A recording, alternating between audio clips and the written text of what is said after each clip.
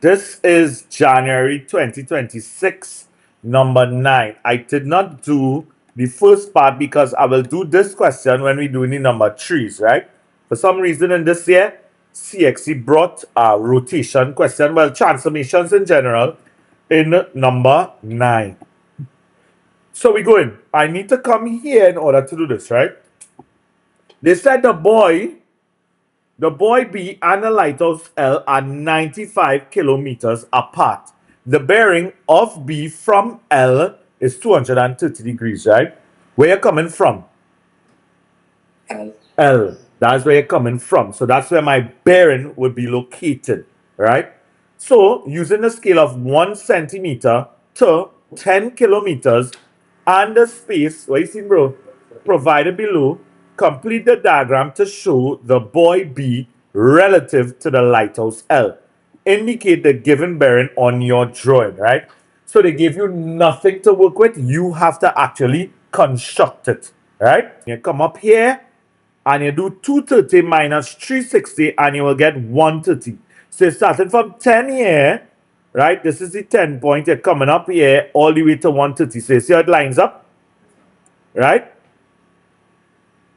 Yeah, you see how it lines up?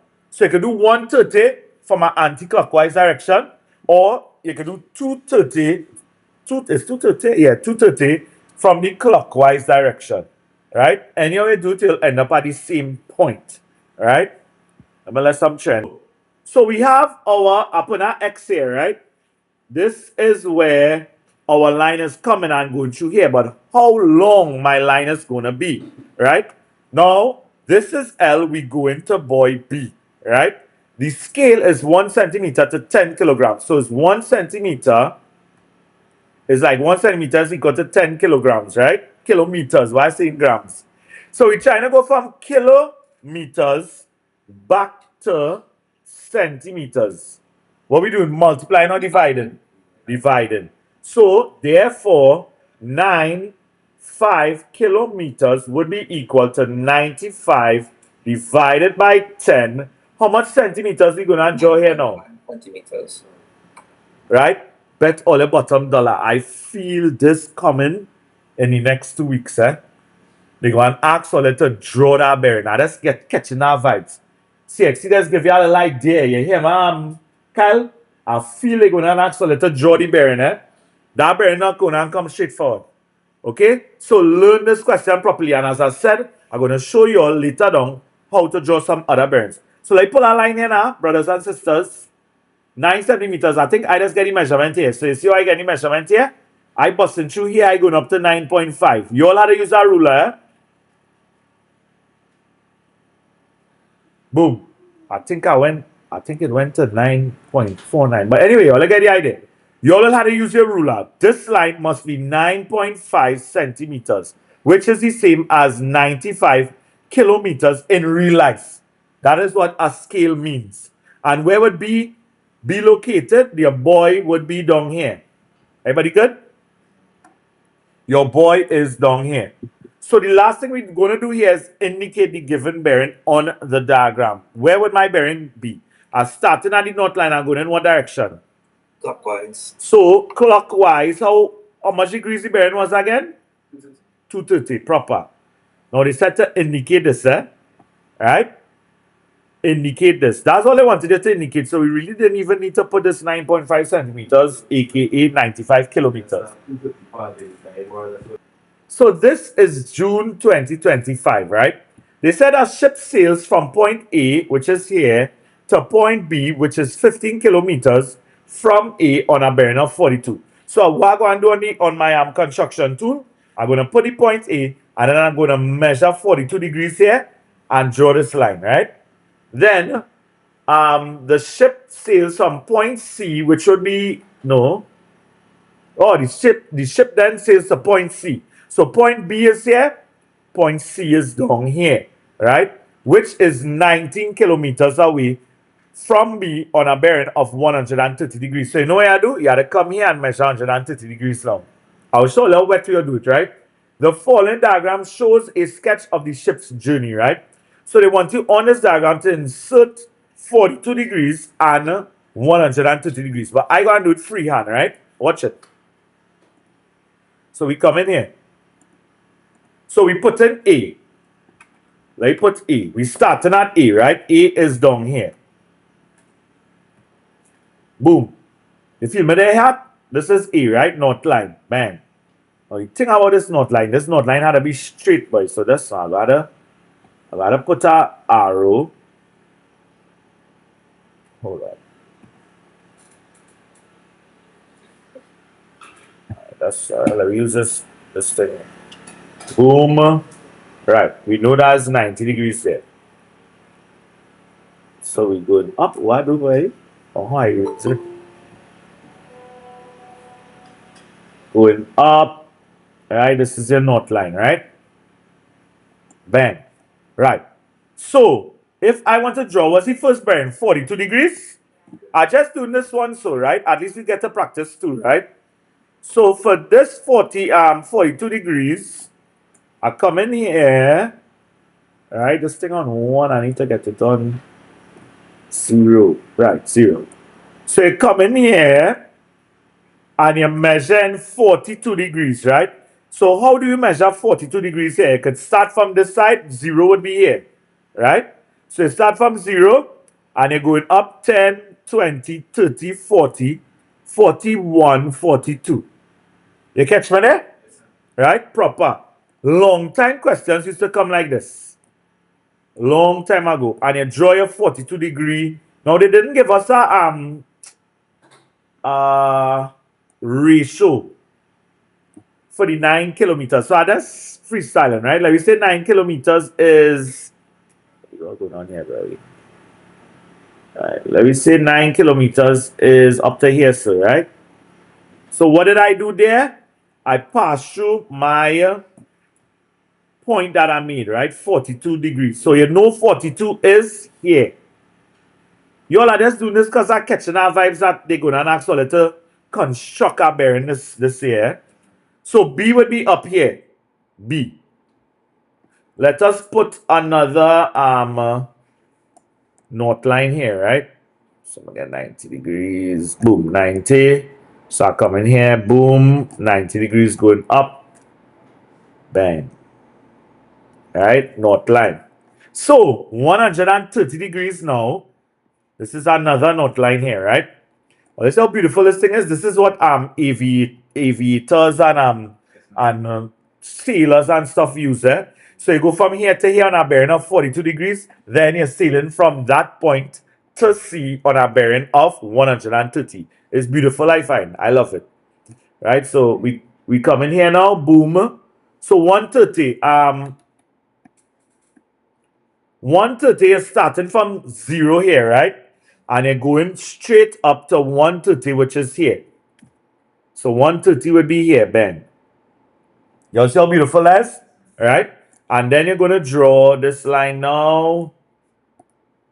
Right? So all the aviators and the sailors, this is what they have. They will have like a board and they have their protractor and their compass and stuff. And they mapping out where they're going to sail. Right? So this is why this is so important. Okay? So we go into C now, right? I'm going to put a little X here, just so that you know this is where I measure my 130 degrees. Where are we going? Clockwise or anti-clockwise? Clockwise.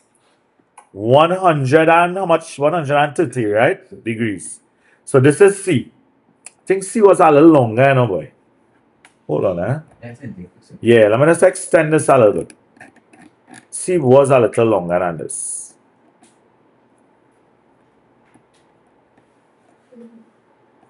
Right, let me go right on for C. And I think there are an outline here too. Right? Yeah, so each point had. Yeah, each point had an outline. And they completed the triangle, right? Boom. I just put this one here because you'll get the idea. North line here was C, right? And then they just complete the drawing here.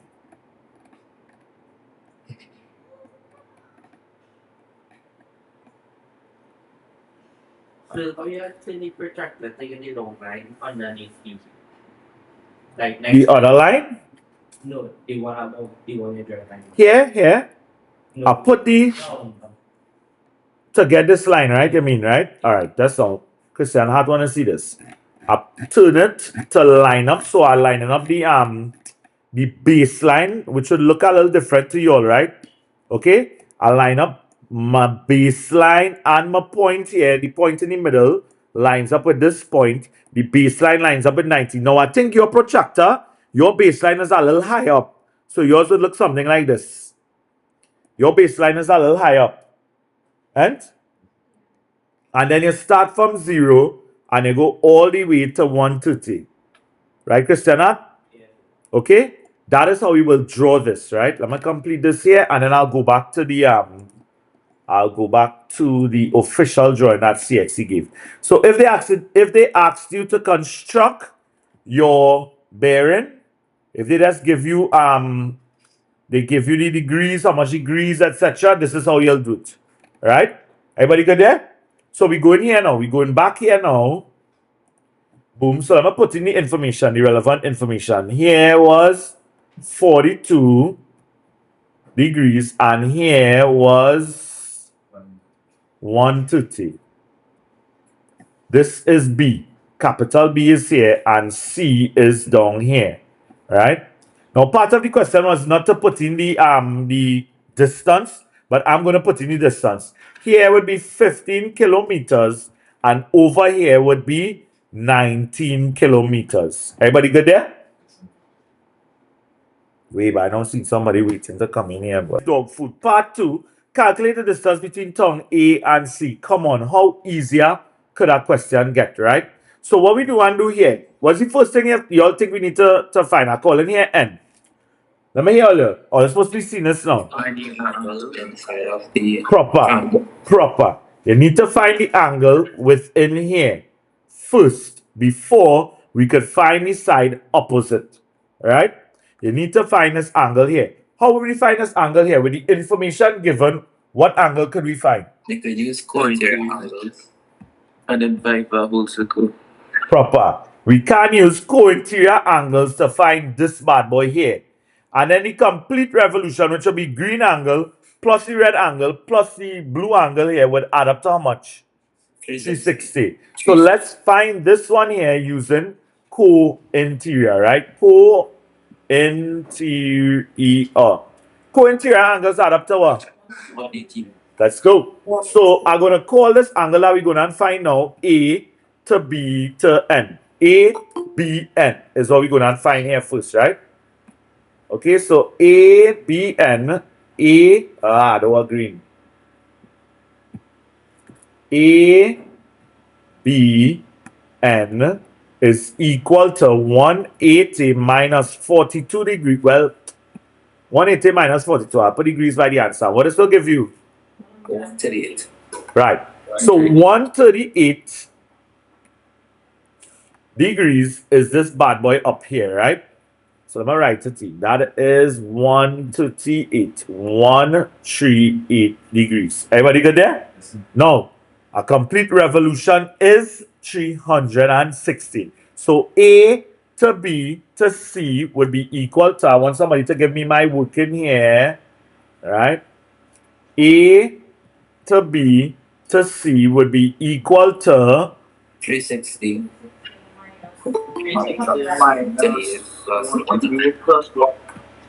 proper. Hey, when tell I love how much sharing this answer now. I love it. It was 138 plus 2? 130. 216? 268. 268 degrees. Everybody good here? Right, so it's actually 360 minus 268, sorry. So 360 minus the 268, so give me 92. Yeah. Right? 92 degrees. Right? That is ABC. But the question ain't even done there. What do we proceed to do next? Cosine. Cosine rule. Come on, guys. We winning enough. We winning. Anytime we do bearings, I know that this class understand bearings probably the best out of everything, right? So here, We have two sides and an angle, and we want to find another side. SSA, and you want S cosine rule. If you have all sides and you want to find an angle, cosine rule, right? When we bounce up sine, I'll write down sine, right? Cosine rule for this, right? So there we go. We went in an order. This is dope. If we could put the 92 as the answer, just like that. yeah, bearings. So I saw CXC in some questions. You'll see when they write it in here, they'll put the 042, and then in some questions you'll see they put the 42 alone, right? Because it's basically this is the bearing, yes, but it's also an angle. So up here we got 92, right? This is not a bearing. The 92 for sure is not the bearing. The bearings here would be the 42 and the 130. This is not a bearing, it's just an angle within the triangle, right? So let me work. Very good questions though. So cosine rule, hit me. A squared is equals to b squared minus a squared equals to b squared plus c squared minus 2bc cos a. I thought I was wrong there. Yes. Minus 2bc cos capital A, right? So perspective to the question, what is my common B? What is my common B? 15. 15. And what is my capital B? 19. Order don't matter. Order don't matter. You can put in any order. So this will be 15, 19. Cos of what? 92. Proper. 92. Right? Cos of 92. The angle. Right?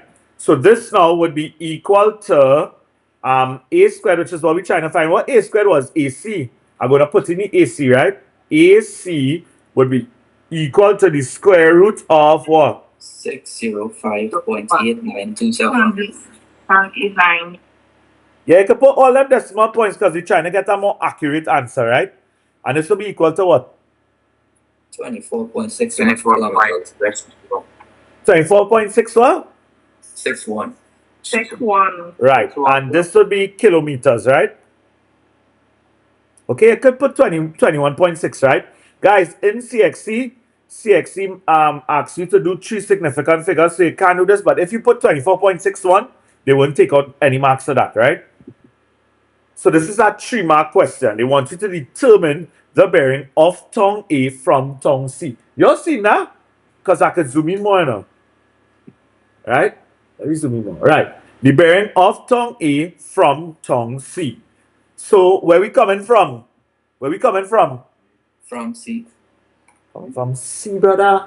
Or from down C or Yeah. So where you are coming from, or how slow I'm talking, Mr. Levi, where you are coming from is where your bearing would be located. That's where your north line would be. Right? So let's go. Where we coming from? We coming from C. We want the bearing of A from C. It's A, right? Yeah, of A. So you go in a clockwise direction and you stop at the line that goes from A to C. So when I say the bearing of A from C, it simply means it's the amount of degrees like you had a turn to now angle yourself to go towards A. So that's why I stopped at the line that goes from C to A, right? So we need to find this bad boy here. What we can find here, boy? Co-interior, right? Co-interior angles with respect to parallel lines and bearings, right? Parallel line laws and bearings is one of the most, it's one of the most used theorems for this parallel line laws, right? They use co-interior angles so much. It's one of the best things you could perfect, right? So there you go. We need to find this bad boy here. These two angles, boom and bang, will add up to how much? 180. So what we going to put this by? We're going to put this as what? But I want to put a label for the angle we're going to find now. So I'll call this N1, right? Cool. So we're going to find B because this is B to C to N1, right? And that's something in UA that we call N1. Pre-med, yeah. B to C to N1 would be equal to 180 minus 130 and 50 degrees. Proper. Right? We winning or we losing? I find bearings supposed to be looking if anybody come and tell me that that bearings question was hard, better don't message me, nah? Don't message me. So we still need to find, my children. Yeah, the angle inside the We triangle. need to find that angle inside. Because all them bad boys will add up to how much degrees? 360. Proper. We need to find this bad boy here. Because 50, this bad boy and the bearing would add up to 360. So once we have this, we could find this. What are we going to use here, boy? So we engage in this bad boy, this angle and this bad boy, and then we'll use this and this, and we just found this here. What is one down here was? 21.6? 24.6. 24.6 kilometers, right? So we're using 92 and 24.6. We're using the unknown, which is B, C, A, and 15 degrees, right? Sine rule. Let me put it here. We put it right here. Hit me. What's the two things we're using for sine rule? No, brother. This is not trigonometric ratios. This is your sine rule, right? Trigonometric ratios would be opposite and hypotenuse. I'm not denying you, right? So sine rule. Let me hear you. Sine, angle. Right. Now, JL, remember I said pairs. You have two sides, an angle, and you want to find another what? Angle. You have two angles, one side, and you want to find another side. Sine rule is pairs. You're trying to pair off two angles with two sides. You're trying to pair off two sides with two angles. So here we have two sides, and we want to find two sides and an angle, and we want to find another angle. So we're using sine rule, right? So for those who probably flabbergasted and don't know what sine rule is because for some miracle they don't remember it, right? You could go right up on your formula sheet. It is there, right? So it will be common A, which represents the side over sine. Capital A is equal to common B over equals to. So we only engage two at a time, right? So all this is saying is that it don't matter which two you use, all are equal to each other, right? So perspective to the question, if I use, I just remembered from what we just wrote, right? If I use, it was 92 and 24.6, and so if I use 24.6 as my side here, it means that underneath here must be sine of 92. That's how this works, right? Pair them off. Cool? We winning or we losing? Have to win, by. I don't want nobody to come and tell me they're losing here, by. Not losing, by. Stupid laptop, Richard. Hey, the laptop I had to buy, that all the tech people tell me I need to buy, is 3,050 US. I sure that's what them big boys as use. Is the IT teacher appointment it? If I use the 24.6 with the 92 because those two were opposite. Let me go up and show you all. This 92 matches with this 24.6. So the angle that we want, which is B to C to A, matches with 15 kilometers, right? So watch it here. So if I put 15, because it's the side that goes above, under must be sine of BCA, which is the angle we're trying to find. Talk to me, Antonio. We winning or we losing? Right? So there we go. Well, we could move here. I told her we could cross multiply here. So you're going to 50 and divided by everything on the left. Now, this, what underneath here has to come to the left, right? And then you could actually bring this whole bracket to the right. The whole bracket could come there. So this could actually look like sine BCA is equal to 15 divided by 24.6 over sine of 92. Right? Build that out on my calculator, and BCA would be equal to, when you carry sine alone there, when sine moving alone, what it becomes? Sine inverse. The inverse of sine.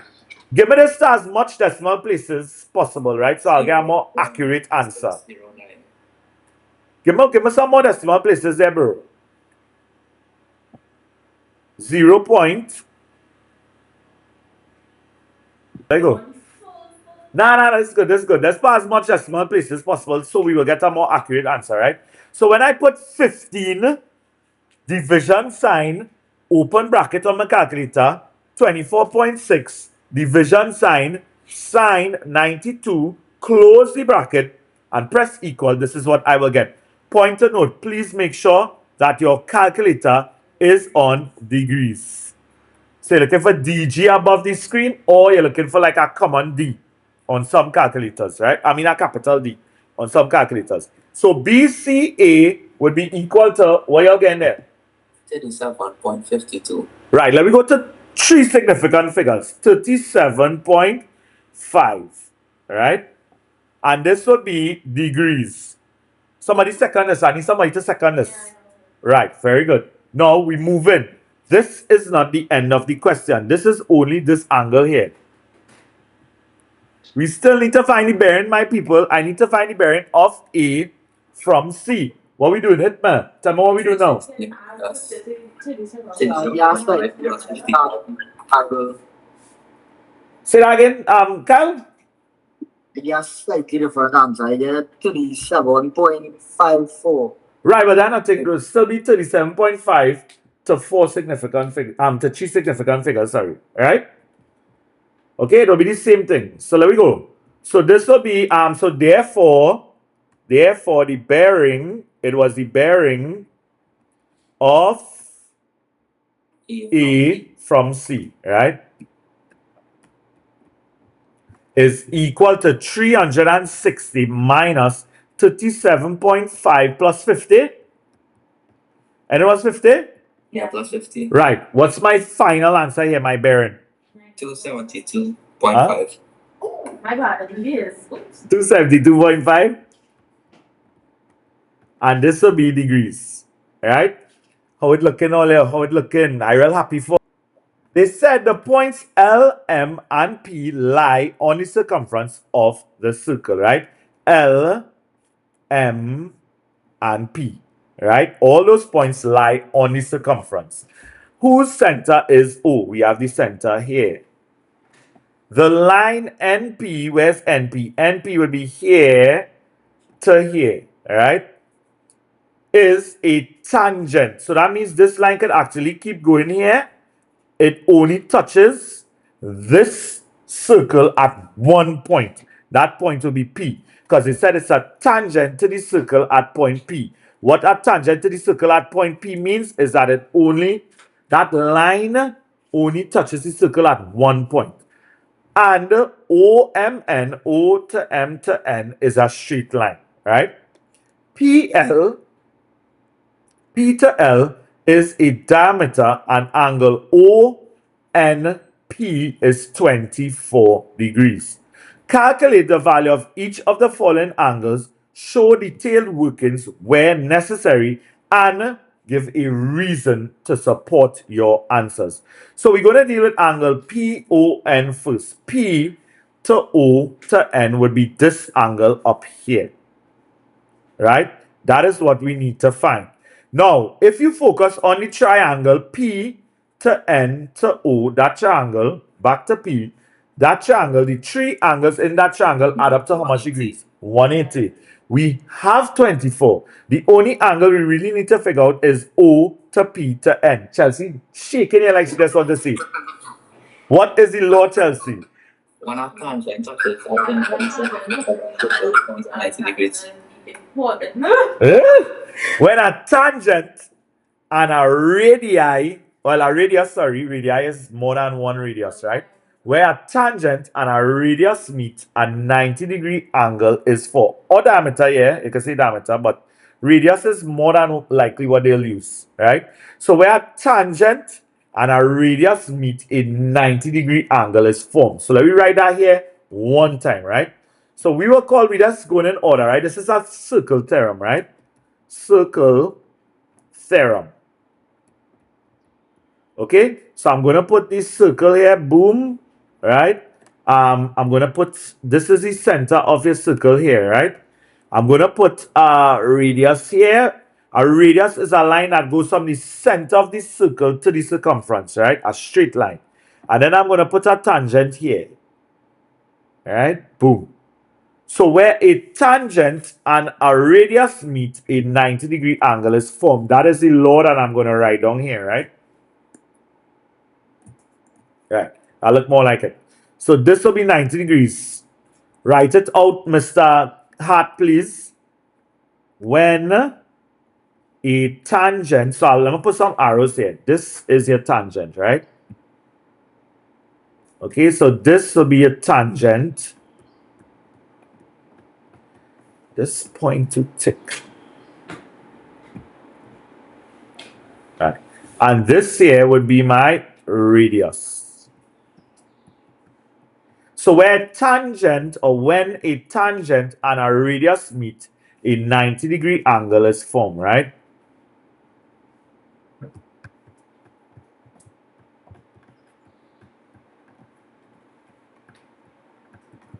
Now, why I need you all to write these things, Kyle, you write it over too, because these things, every time circle theorems come, they always tell you to put a reason. It's very rare that they don't say give a reason. You know it by heart? I'm not drawing it over, but every time I do a question, I do the reasons on it. It's not that I tell you to do it. That's what we talk about, bro. That's what we talk about. That's why you're winning, no? Is the chain who do the extra, is the chain who does get the ones, right? Make sure I do the extra. Always, so that's why I tell you, always write a theorem. Always write out your theorems. Always write your formulas. Don't be lazy to write your formulas. Right? Laziness is what has make you lose, because you say, boy, I know that, boy. And then, bam, you go in your exam and you forget. So when a tangent and a radius meet, a 90-degree angle is formed. Okay? So make sure you have this somewhere. So let me just see what's going on here. We're just making this a little smaller. Oh, listen that? Right? So watch it. They asked us to calculate PON. P to O to N. Right? So I need to put how I got OPN. I must put that, right? So OPN is equal to 90 degrees, and you must put your reason, right? When a tangent and radius meet, a 90-degree angle is formed. Okay? You must put that, otherwise you would not get to 2 marks. You'll get 1 mark, right? And then you roll into PON. So therefore, PON would be equal to 180 minus 90 plus 24. Which will give me? 66 degrees. 66. Right. And there's an triangle at a tangent. I'm not going to see that. The 3 angles in a triangle add up to 180 degrees. Or you could just put 2. You could just put angles in that. That's why plenty of these theorems we try to shorthand them, because they just had to write them a lot. Right? So this will be angles in a triangle. You could draw a triangle, add up to 180 degrees, right?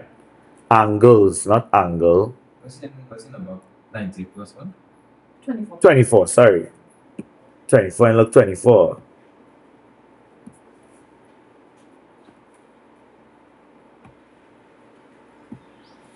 Which year is this?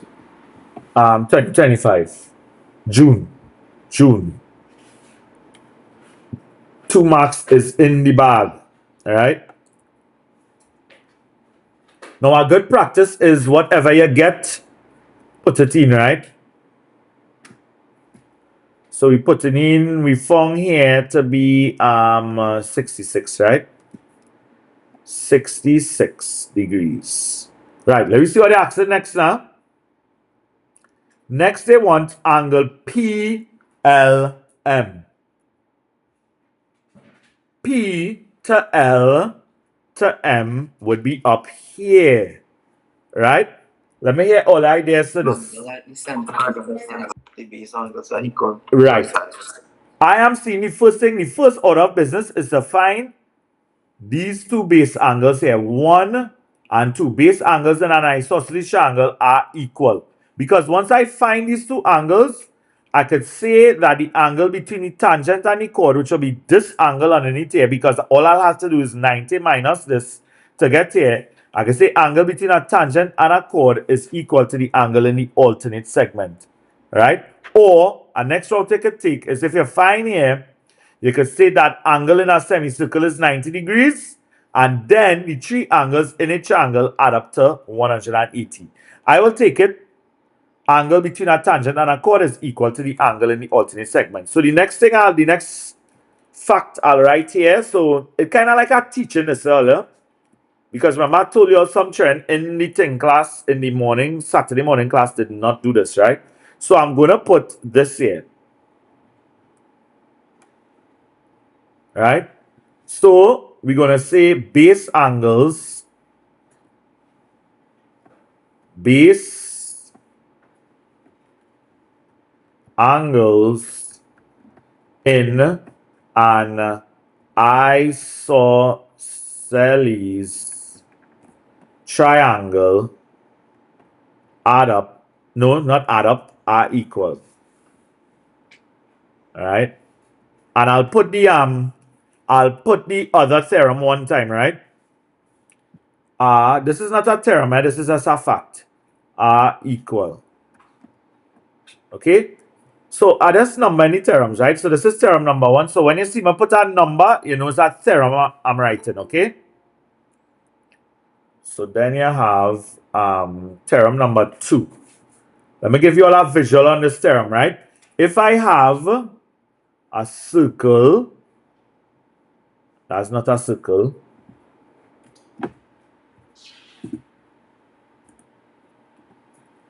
Right. If I have a circle, right, I have a chord. A chord is a straight line that goes from one end of your circumference to another, and it does not pass through the center of the circle, right? Even though a diameter is a chord, that's just the definition we give, right? Now, where a tangent and a chord meet, we just looked at when a radius and a tangent meet. Now we're talking about a tangent and a chord. So a tangent and a chord. Right, so how we looking there? Right. So the angle between a tangent and a chord, which is this angle here, is equal to the angle in the alternate segment, right? So the alternate segment means you could draw a triangle of this tangent, of this chord, sorry. Boom. I could draw a triangle of this chord and the angle that is at the top here.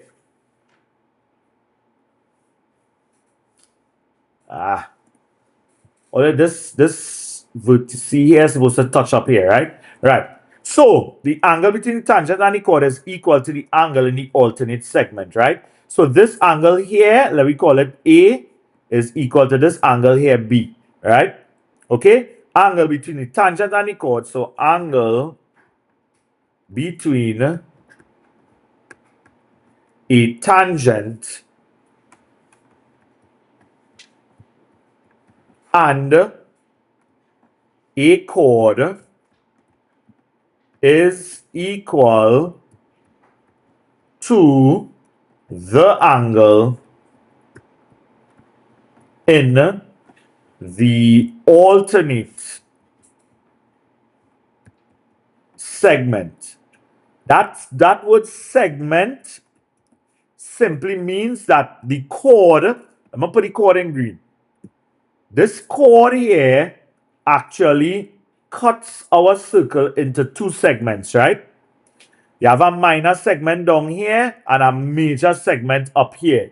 So it's like the angle between the tangent and the chord is equal to the angle that is in the other segment, right? The alternate segment. So it's not in the minor segment that is connected right here to the well, it's under the chord here. It's not this minor segment. We're talking about the alternate segment, which is the segment on the other side, right? So we go in. We wanted to find PLM, right? PLM, as we said, is this bad boy down here. P to L to M is here, right? That's what we need to find. So we're going to first find this, which is OPM. So OPM would be equal to 180 minus 66 all over 2, right? Because that will give me the equal angle, well, the angles here which are equal. So we're going to find OPM first, right? So let's go to OPM, right?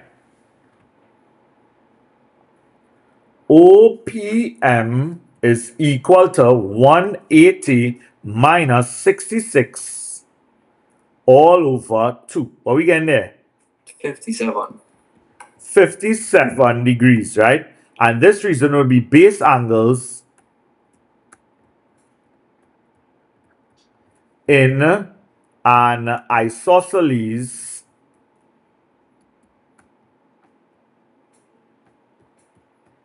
triangle. Oh, that's not really a triangle, huh? Are equal. That's how we got this. And then I could proceed to say, I'll come back to it if you're right, and I'll come back to it. Then I could proceed to say, I found here to be, what y'all got? What we just got there, 70, how much? 57. 57, right? 57. Here is 57 degrees. Now, the whole angle is 90 degrees. This whole angle here is 90 degrees, right? So I can't say now that 57 from 90 would give me this bad boy here, right? So we'll call this MPN. It's really a theorem that we're talking about when we work out this. So that's pretty working, right? So MPN, MPN is equal to 90 minus 57, which will give me 33 degrees. And now we can initiate angle between a tangent. Tangent and the radius. Say that again? Now when I just use the tangent and radius. Right. So because we stated it already, we don't need to write it again.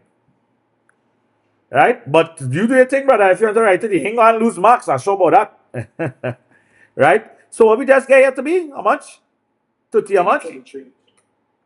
33 degrees. So the angle between a tangent, watch what my arrow is, right?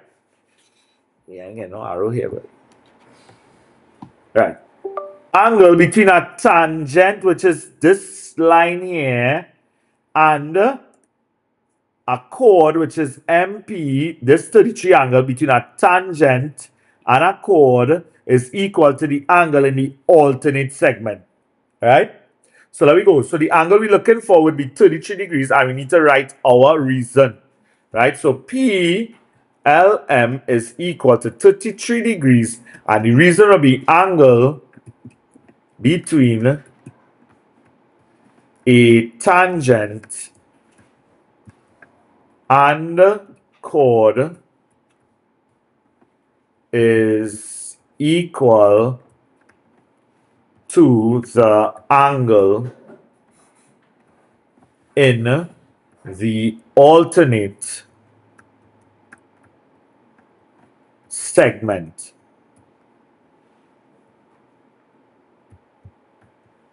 Proper.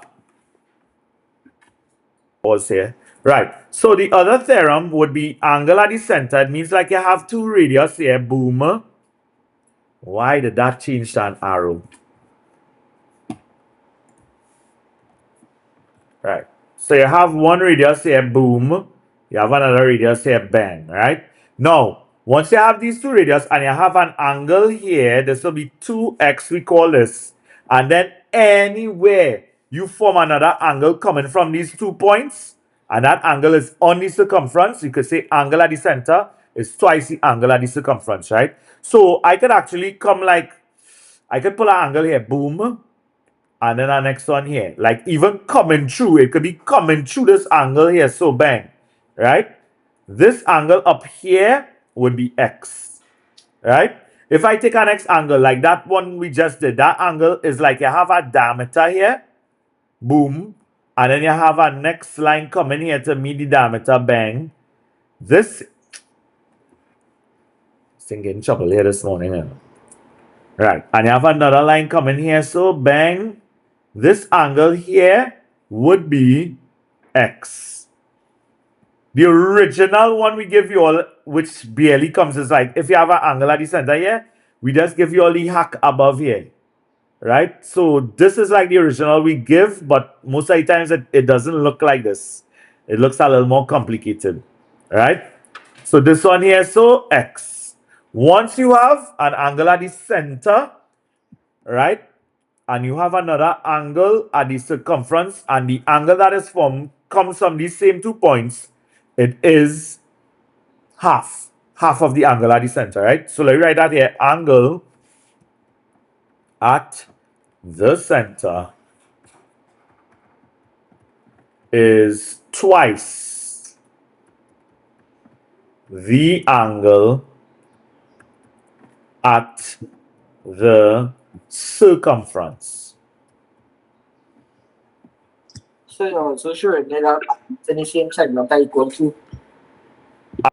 So the other theorem we looked at here would be angles at the circumference in the same segment are equal. So I call it the butterfly. Some people call it the bow tie. Right? So it's like the angle at the circumference here is equal to the angle at the circumference here. It's like a butterfly or a bow tie, whatever you want to call it. Right? Huh? So PMN. PMN. Let me see what that bad boy is. I put it in a different color because I find here start to get confusing. P to M to N will be here. But that's the beauty of already finding here to be 33. What are we doing here now? Minus it from 180. I'm looking at your angle. Add up to 180. So what we done finding 33. So if we did the angle at the center, right, is twice the angle at the circumference, like what Andrew did, right? We would have still had to come and find this 33 down here. Or no, we could have found the 57. Because if he has 57, watch it. And he has 57 also, angles at a point on a straight line add up to. Well, let's see how much different ways you can find these things. Right? So let me go. We do anyone I want to do. I think I would do angles in a triangle add up to 180. Right? So I go in here. Let me get blue ink. Hey. So PMN is equal to 180 minus 33 plus 24. What's PMN? 123. PMN. 123. 123 Yeah. degrees, right? Yeah. Angles. What can you do? Say that again, bro. But sometimes we only have one working to do. Yeah, one working. No, but we don't do all the working up here, big brother.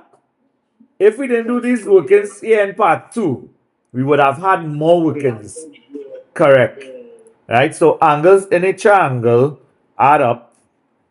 So Andrew is like you ain't getting me from it, Andrew. If you understand what I'm saying. Yeah. Angles in a triangle add up to 180 degrees. So January 2025, number 9, right? The diagram below shows a circle with its center O and points P, Q, L, and N line on the circumference, right? All those bad boys on the circumference. L to N is equal to N to Q. So it is indicated by these two strokes, Antonio? These two strokes indicate that these two lines are equal. So that is a nice isosceles triangle, right? Cool. So an RM is a tangent. A tangent touches the circumference of a circle at one point. An angle MLN is equal to 63. That is the only angle that they give to us. Explain why angles X and NLQ are equal. Butterfly, aka angles at the circumference in the same segment are equal. Right? So for those who not seen the butterfly, let me run a little highlight just to show you all, right? So the butterfly would be just to tick. Yes, Right. So the butterfly is coming down here. Boom, that's one. These are the two chords here on the outside, and then you have here, bang, and then you have here, bang. Right? That's my butterfly there, right? For those who probably not seen it. Right? Cool? So, let me go. We're going to write out that now. I hope all you write out already, and all of them wait for me. Mr. Christiana, do you wait for me to come back to write that down? Or you write it in already? So, let me go. Angles at the circumference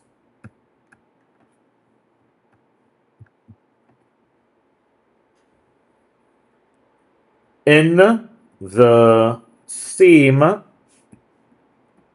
segment are equal. 1 mark in the back, Antonio. 1 mark is in the back. Yeah. We go now. You all should have written that out already. Yeah? Determine the value of each of the following angles. Show detailed workings where possible and give a reason for your answer. So let me deal with angle X. I don't even need to go up. I can just tell you that angle X was equal to 63. Right? Now, 63 is actually equal to this angle up here. That's the angle in the alternate segment, right? But there's another triangle here being formed of this chord, which is NL, right? So this is the initial chord here, right? N to L. Boom. This is the initial chord, right? And you have two triangles being formed of that same chord. So it's like 63 is equal to that angle up there, X, and then X is equal to here, or you can say 63 is equal to this angle also. Angle between a tangent and a chord is equal to the angle in the alternate segment, right? So I'm just going to put that X is equal to 63 and write out my reason, please. Write out my reason. Angle between, write it down so to stick, right? A tangent and a chord is equal to the angle. You'll write it down in the alternate segment.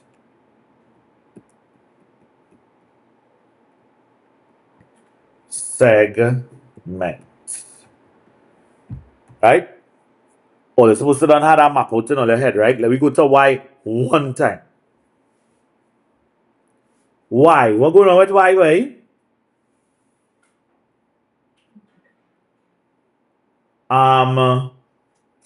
We know that, so I would use the isosceles triangle, right? Because every form we know here is 63. We know NQL is 63. Okay? So if here is 63 and these two lines are equal, that means down here would be, so we're going to put that there. We're going to put NLQ is equal to 63 and put the reason, right? So if these two angles are equal, the three angles in a triangle add up to 180. Right? So NQL, because we did not put what NQL is, right? So NQL is equal to 63 degrees and NLQ is equal to 63 degrees, right?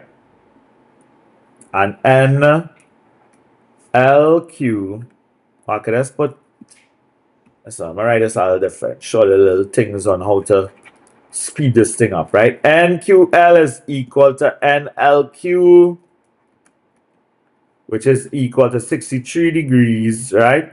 And this will be base angles in an isosceles triangle are equal, right? Christian, why are you not writing? Right? Base angles in an isosceles triangle are equal, right? And then I can now say, therefore, y is equal to 180 minus 63 plus 63. Now, one of the reasons why I did not put how I got the initial 63 is because in part 1, we already stated that x and NLQ are equal. Remember that, Kyle? And we already stated that. So I did not need to put where I get the 63 from. Cool? I want what my answer is there. 54. Reason. What's the reason? Angles when I be in the angles and I talk to the triangle or No. these angles. You done for that. Angle add up to 180 degrees. My bad. Right, Antonio? Proper. Proper. Two ports E and G are on level ground, 245 kilometers apart. The bearing of E from G is 302. Where you coming from? G. We coming from G. So let's put in our bearing one time now. So we starting at the north line and which direction we going into? Clockwise or anti-clockwise? Anti-clockwise? No, I think about 8. Clockwise. Once you join our bearing, you always go clockwise, right? Clockwise. Very good. No, it is a bearing of 302 degrees, but we going to the point E. So that means you're coming quite back up here. So it's starting here, boom, boom, boom, boom, boom, boom, boom, boom, boom, and you're going all the way up here. This is 302, right? Then they said a ship is anchored at F. So you have a ship here, some distance away from G, on a bearing of 228. So 228, I join this one in red. You're starting at the north line, and where you're stopping? At F. At the line that goes to F. So this here now would be 228 degrees. Angle EFG is 52. This information is shown in the diagram below, right? So on the diagram above, insert angle 228, the bearing of F from G. Already did that, right? Determine the value of the angle FEG. FEG is up here. So let me tell you what we could do there. Can I find this angle here? This green angle. Can I find that angle? 3 to take away 2 to. Come on. Come on. So EGF is food, right? Because you have the bearing that stopped here is 228, and then the full bearing up to here is 302. So to get this green angle here, it will be 302 minus 228. Let's go. So that will be, what was the angle? What angle is? That is EGF. Proper. EGF is equal to 302 minus 228. And where again? Everybody good there? 74 degrees. That is this angle here. But that wasn't the question. What the question asked us to find? Angles in a triangle up to 180. Proper. Angles in a triangle add up to 180, right? So here was 70 how much? 74. 74 degrees, and then up here would be 180 minus 74 plus 52. So I could now put therefore FEG is equal to 180 degrees. Well, you all know what I mean. Minus what was 52 plus 74, and how much degrees that is? 54. 54 degrees. You don't need to put no reason here. You don't need to put any reason here. They did not ask us to put any reason. So don't spoil them. Calculate GF, the distance the ship is from port G. Scrolling up, right? We're looking for GF, brothers and sisters. G to F. We're looking for this bad boy here. So what we have, we actually have all the angles in the triangle. Okay, all the angles. So could we use sine rule? Yeah, we could use this and this. Right? Everybody good there? And then we could use this and this. Huh? We have two angles, one side, and we want to find another. What we want to find here? What? Side. Pairs. You all see the pairs? You all see the pairs there, Jibril? Sine rule. Right? sine rule. There we go. I remember it, 52 and 245 going together, 54 and the unknown side going together, right? So remember the side goes on top. I'm still going to write sine rule here for you. There's A common A over sine capital A is equal to common B over sine capital B, which is equal to common C over sine capital C, right? So remember you're using 2 at a time. So I'm using 245, which is the side, over sine of the angle. What's the angle there? Was 52. And this will be equal to, the side is unknown for this one, is actually GF. So it'll be GF over sine of B. Sine of B, 54. You all seen it? Right? 54 and GF will go together. 54. Are we moving here? Let's start to move this alone. So this will be sine 54 multiplied by 245 over sine 52 is equal to GF. What do you get for GF? 251.5. 2 what? 25 what? 251.53. Right, so let's do 0.5. And this will be what? Kilometers?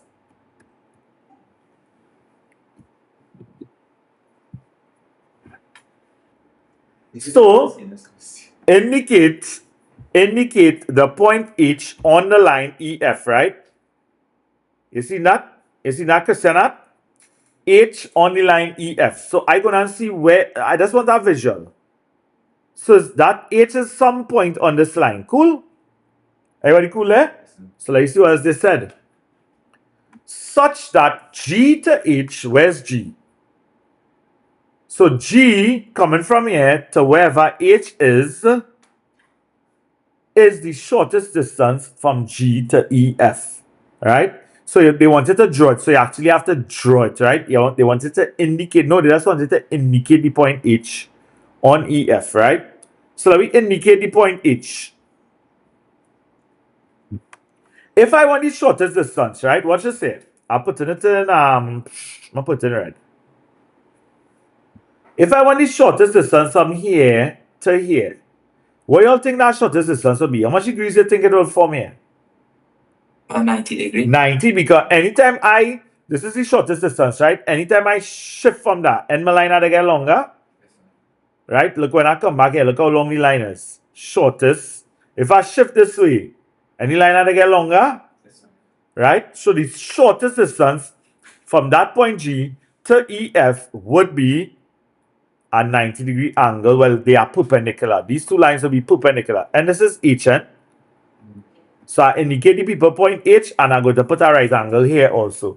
Cool? Let me see what they are asking next. Determine the distance GH.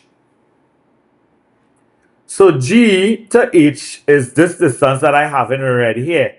What do we have? We have 54. We have what? What do we call this line relative to this triangle here, the right angle triangle? This is my what?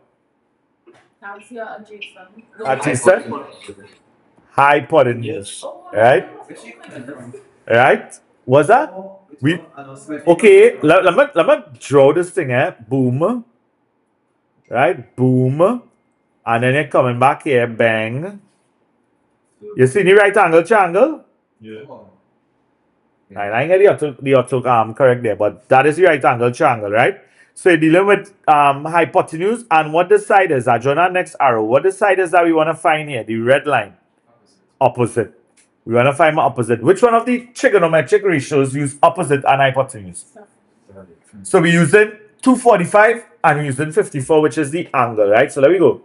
Sine is what we're gonna use. That's it. Talk to me, bro. I thought adjacent just beyond you there. Bro, it's not no size, bro. I could draw my triangle anyhow, bro. Oh. I could draw my right angle triangle anyhow. You see this here, this right angle? None of these sides, once I talking about an angle, any one of the angles, none of these sides forming your right angle could ever be a hypotenuse. So the hypotenuse is the easiest thing to identify, right? Once you identify that hypotenuse, everything else should flow. If you're dealing with this angle, opposite will be here. If you're dealing with this angle, opposite will be over here. And then once you identify your opposite, your adjacent will automatically be the last side, right? Over hypotenuse. So what was the angle? It's sine of what, 52 or 54? 54. Yeah, it's 54. 54, right?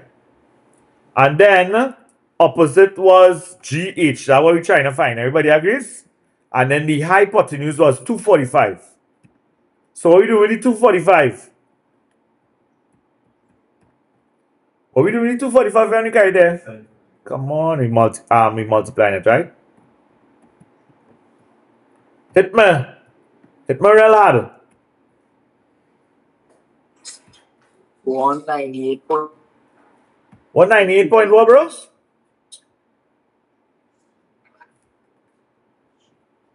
I didn't hear you clearly there, Kyle.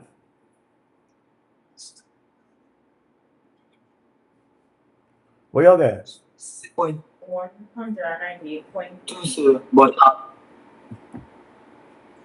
Kyle, you're breaking up, boy, bro. Point. 198.2 and have a 009. Right, so 2.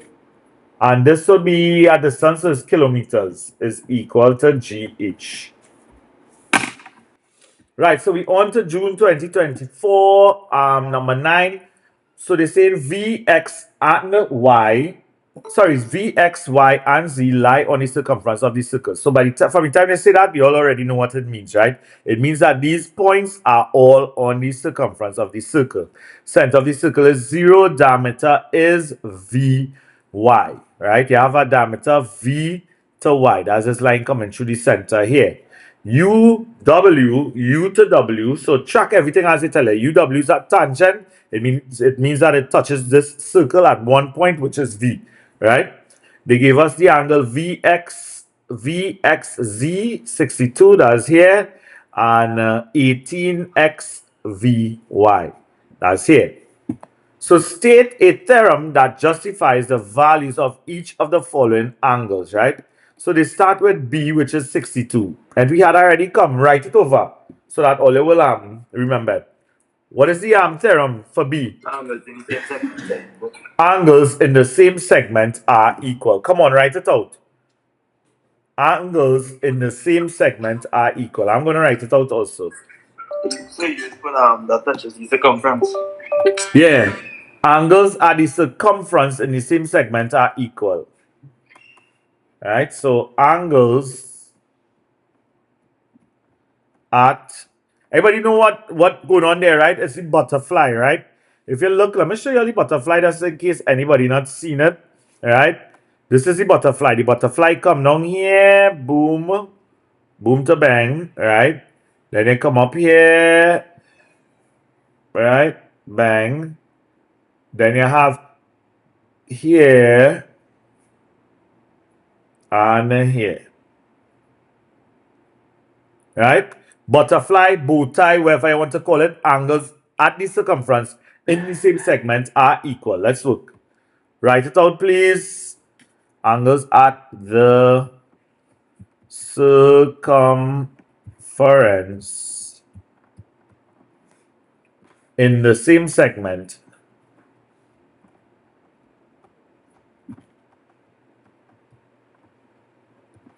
are equal.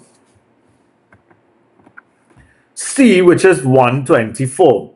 C, which is 124. Now, let me erase these lines and show you all, right? What would that one be? Anybody want to say? Angle at the center is twice the angle at the circumference. Excellent, guys. Excellent, right? So you have a point here, a point here. I just tell them when you're using that theorem, make sure that the angle at the center, which is boom, right? And bang. This is angle at the center, right? Make sure that this angle and the angle at the circumference coming off the same point. Right? So you see how both of them coming off the same point? Right? Angle at the center is twice the angle at the circumference. So if here is 62, then there is 2 multiplied by 62, right? So it is 124. So let me put that there. So C is equal to 2 multiplied by 62, which is 124 degrees. And the reason will be angle at the center is twice the angle at the circumference.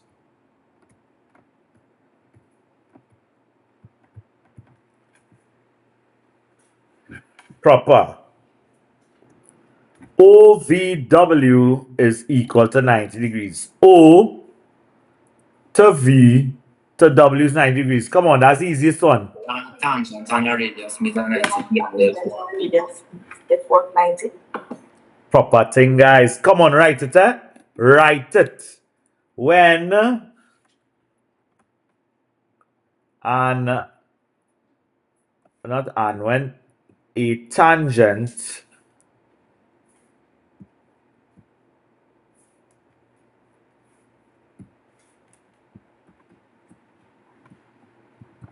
and a radius meet a 90-degree angle is formed. Okay? So, hey, here I want you. So, they want us to find C, well, A, C. Did they have? No, A, D, and E. That's what we want to find, right? Could we start with A? What you all put for A? 62. What is the reason for that being 62? When a tangent and a chord meet the angle in the alternate segment is equal. When a tangent, well, the angle between a tangent and a chord, which is this angle in between here, is equal to the angle in the alternate segment, which is the angle that I'm pointing to here. So this will be 62. So I'm simply going to put 62. So A is equal to 62, right? Now, here I have no working, so I think it should still put, even though they did not say to put the reason, I think it should still put it, personally, right? So this will simply be angle between a tangent and chord is equal to the angle in the alternate segment.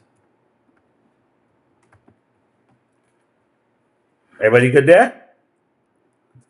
So D, we found A, we know A is 62. D, what are we doing for D? Let me hear you. You can take away 90 from 62 to find the angle OVW. Take away 90 from 62 to find O to V to W. So that's one way to look at it, right? Because when a tangent and a radius meet a 90-degree angle is formed. Now that's one way to see it. I didn't even watch it so. I was watching 180 minus 124 divided by 2. You see now, Andrew? Because these are equal. That's how I was watching it. Yeah. So it just goes to show you, see circle theorems. You can take about 3 different routes to find the same answer, right? But I'll do Andrew Ray. Andrew Ray's song is easier because we already stated that here is 62. And we already know that the tangent and the chord meeting. So this would be 90 degrees. So I'll just do D is simply equal to 90 minus 62. That's all. D is simply equal to 90 minus 62, which will give me what? 28. 28 degrees, right? And the last one, so here's 28 degrees, here's 62 degrees. The last one here would be E. How would we find E? I am seeing if I find, wait, this is 90, okay.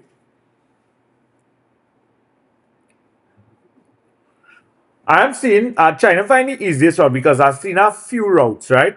What we could do here is we could find this angle here. Okay?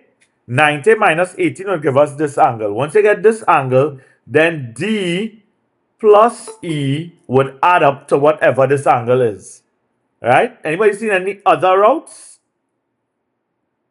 So if you add up, I add up 62 plus 18 plus 28 plus 28 minus 180. 62. Okay. Right. I get 44. That's E. Nah. That 44 and something right. What I'm going to do, I'm going to find this first. XVW, right? So XVW is what we finding first. So XVW is equal to 90 minus 18, which will give me how much? 72 degrees, right? So therefore, E would simply be equal to 72 minus, so watch it. This whole angle here, these two angles will add up to 72. We already know here is 28, right? So it'll be 72 minus 28, which will give me what? The same 44. So Andrew, let me hear what you do. Say what you do again. I add 62 plus 18 plus 28 plus 28 minus 180. Right, yeah. And now see what you do. You add 62 plus 18 plus 28, right? This 28 here. So it come like you add this whole angle, and then you add 28, you minus it from 180 to get the missing angle here. Yeah, that's good working there, bro. Cosine rule. Cosine rule. So let me go. The diagram below shows quadrilateral PQRS formed by joining two triangles, PQS and QRS. So they want us to find the length of QR. Where's QR? Here. Yeah, food. So we want to find this. So we have two sides, one angle, and what we want to find? Next The side. next side. So we're using cosine. Right? No, brother. Next side, Antonio. Watch, is QR we want to find. We want to find this side. Oh. Yeah. Right? So there you go. So this will be we're using sine cosine, right? So I put in A squared. Hold on here, right? Alright. A squared is equal to B squared plus C squared minus 2BC cos capital A. Perspective to the question. What you all well, common A will be the QR. That's what we're trying to find, right? Common B, give us perspective. What's common B? 16. Don't matter, right? 16 or 18 plus 16 minus 2 by 18 by 16. Cos of capital A. What's the capital A here? 25, right? Hit me. QR would be equal to the square root of what? Give me plenty. 57.96671. Right. Give me plenty decimal places, right? Call it again there, big bro. 57.96671. Right, let me rock with that. Right? Square root of that. I just put all these decimal places to get a more accurate answer, right? Hit me. 7.61. 7.61. This is QR. Right? 7.61 meters. Cool? So the bearing of P from S is 205. Determine the bearing of R from S. Only realize what I put my decimal is because these things, like when I watch it that, I just get less strain on my eyes.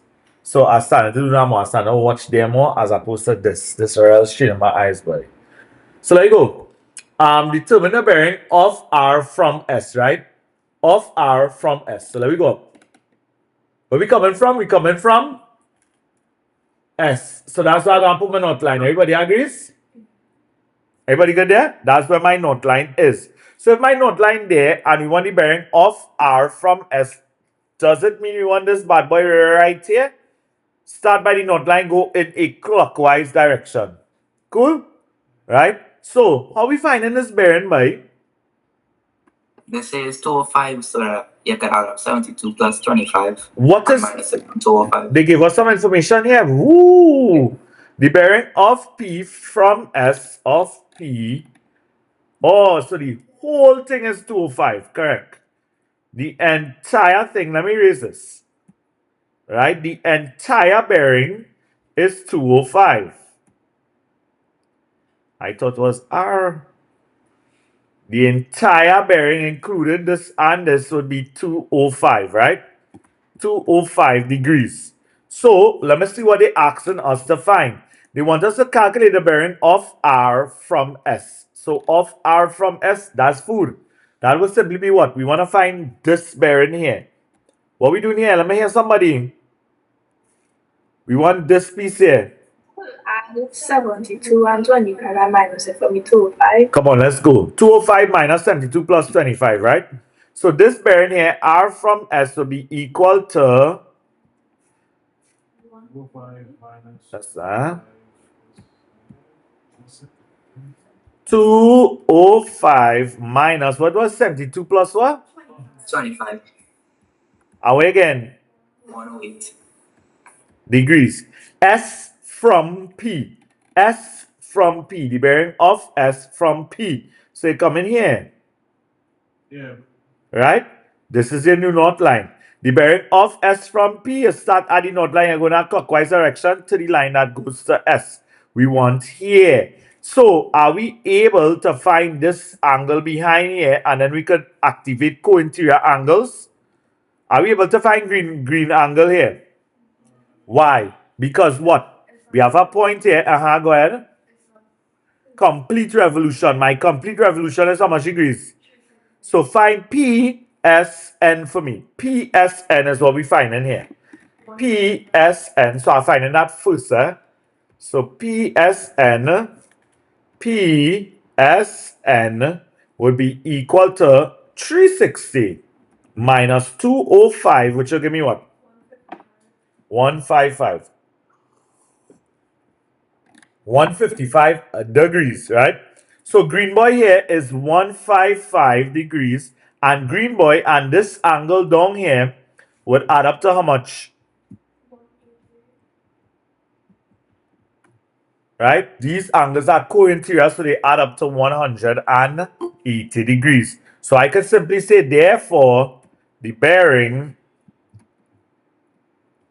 of S from P would be equal to 180 minus 155. How much again, man? 25 degrees. Question is done. Let me go. So this is what we're going to do here. They say K, L, M, and N are points on the circumference of the circle with center O. X, Y is a tangent. And the reason you have to get, bro, is tangent. These angles in an isosceles triangle are equal. Right, so they say, let's see what they say here.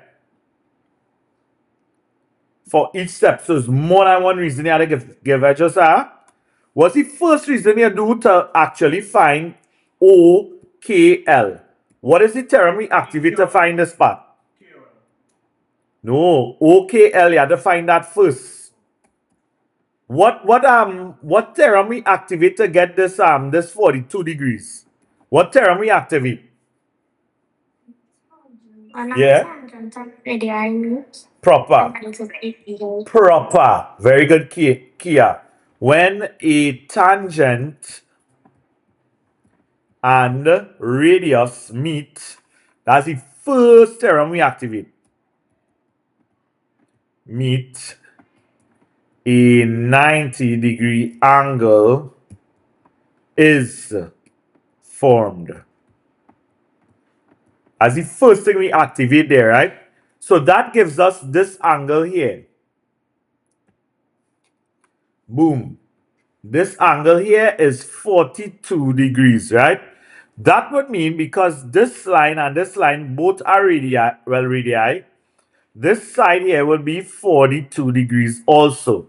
So in order to get KOL, I'm going to put KOL. So KOL is equal to 180 minus 42 plus 42, which gives us the 96, right, degrees.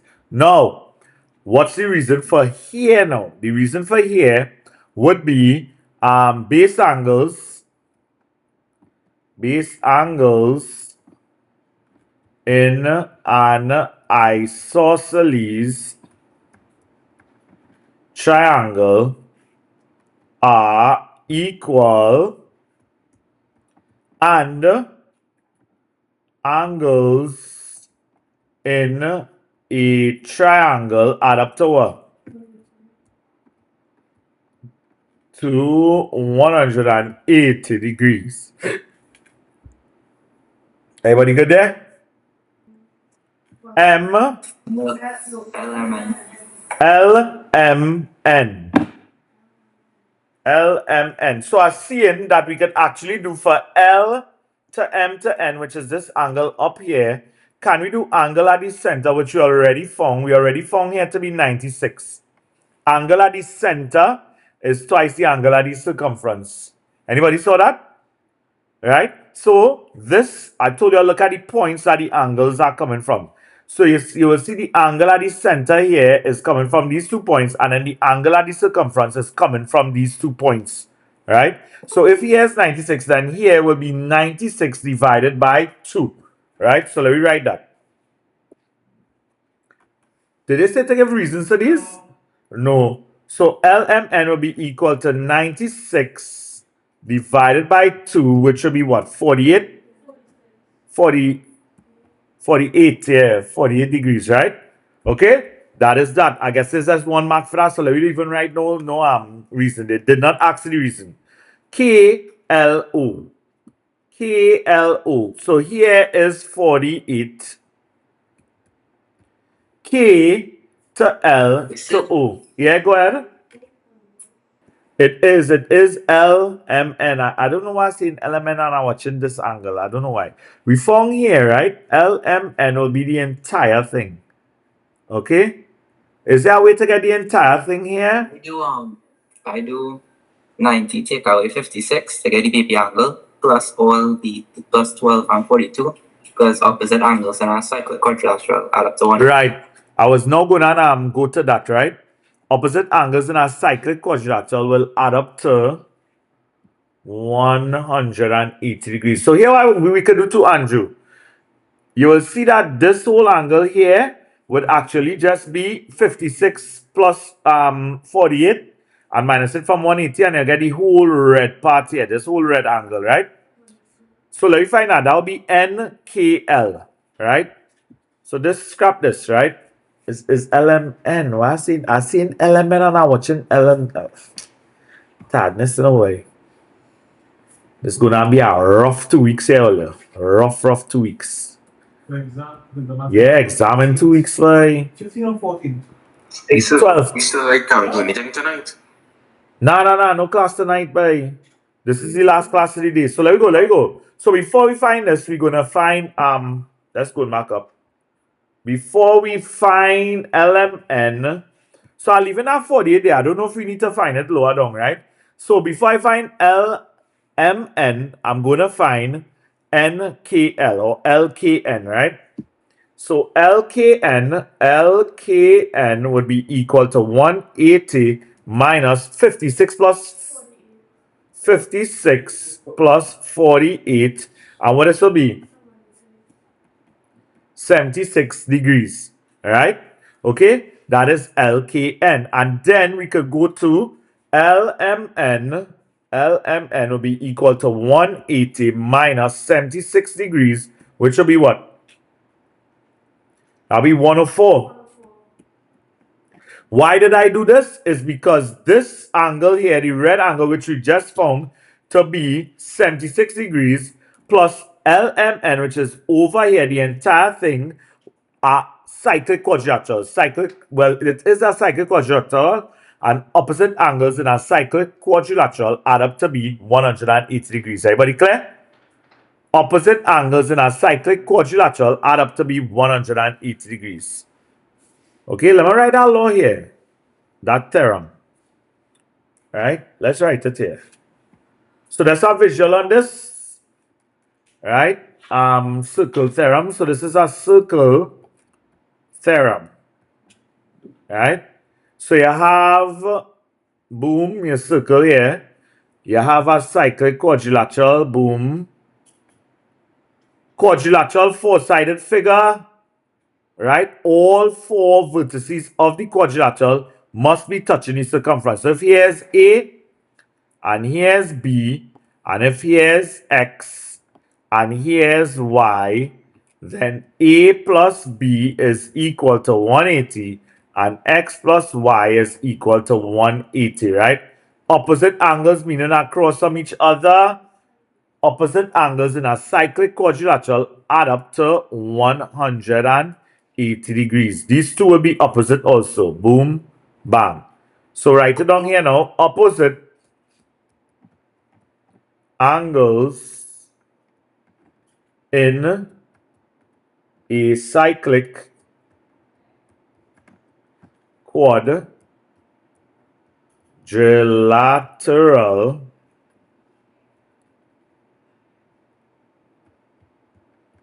add up to 180 degrees, right? So K to L to O, let me go up. K to L to O, we don't find that. K to L, K, L, O would simply be 42 degrees, right? Everybody seen that? K to L to O would be 42 degrees. It's there already. Uh-huh. If again the other part of it's the whole angle, innit? So For what? For here? no, for L, watch with the whole thing. K to L to O, right? Would be this small angle right here. Right? We already found that to be 42 degrees. Right? We actually found here which gave us here because these are two equal lines which makes it a isosceles triangle, right? So this will be equal to 42. So angle KLO, so this will be equal to 42 degrees. There we go. MLK. M to L to K. The whole thing here now, including this. MLK. Right? So, now, here's 42, right? Here we're going to find this, right? Here's 42. I'm going to put it in blue. This part was 42, right? Okay? We found the whole thing to be 72, but here's 42. Then we want here, we know that here's 48. So I'm going to put that KML is 48. We already worked this, right? I'm going to put it in green. You'll have to follow the colors here, right? This piece here is 48. Okay? That piece is what was 48. Right? Now, if I want here, I'm trying to see if there's any easier route. Because what I'm going to do is I'm going to do 12 minus 42 to get this piece here. And I'll have here as 48. And the three angles in a triangle add up to be 180. But let me see if it have any easier way. Angle between a...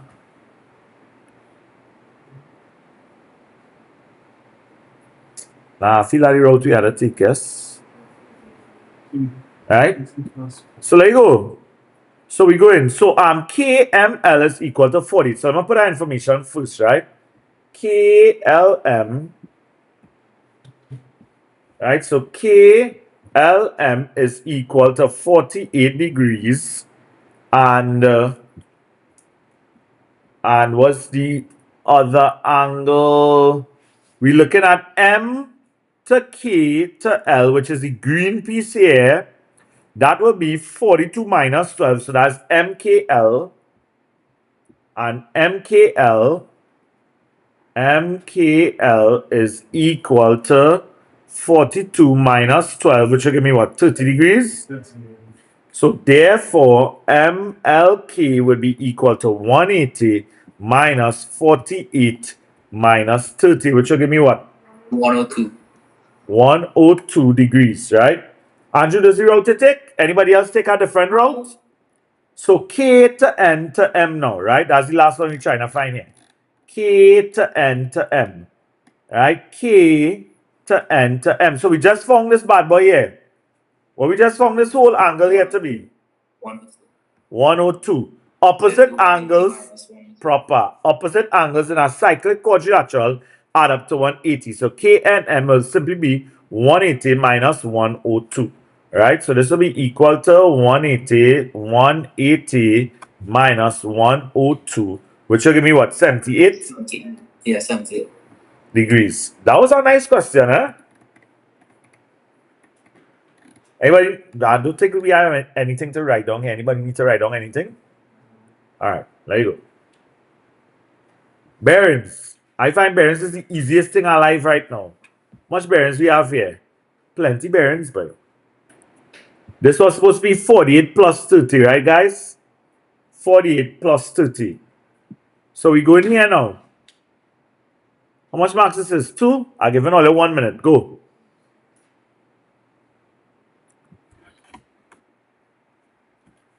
So E, F, G, and H are 4 points on level ground. So all these bad boys are on level ground. The diagram below gives information on the distance and angles between the points. Right? Distance angles between the points, right? So we're dealing with X. Show that the value of X is 29.5 correct to 1 decimal place. So if we're dealing with X by, we have we want one angle. And we have what? We have all the sides, We could use cosine earlier. right? And you want the angle, you're using cosine. Okay? So, perspective to the formula, right? This is A squared is equal to B squared plus C squared minus 2BC cos of capital A. So, A squared in this case will be X squared is equal to common B. Listen, common. Wait. No. Wait. Yeah, first our custom finding this, right? This A, common A would be the side opposite the angle. 6.9 squared, correct. So this will be 6.9. 6.9 squared is equal to common B, 5.3 or 11, whichever one you want to use first. 5.3 squared plus 11 squared minus 2 by 5.3 by 11 cos of X. Right? So here what I want you all to do, I want you all to work out this. Work out this for me, right? And you can work out this too. Work out 6.9 squared. So give me 6.9 squared first. 47.61. 47.61 is equal to, work out this for me. 149.09. 149.09. Hold on, 149.09. Alright? 149.09 minus, when you work out this? 116.6. 116.6 cos of X. So here are we moving first. Let me move, you can move this plus 149.09. When you bring it here, what will it become? So this will be 47.61 minus 149.09. I want to bring this here one time. Okay? So what's something? You're multiplying this here, so you have to divide it here. So this will be all over 116.6 is equal to cos of X. Right? So let me hear you.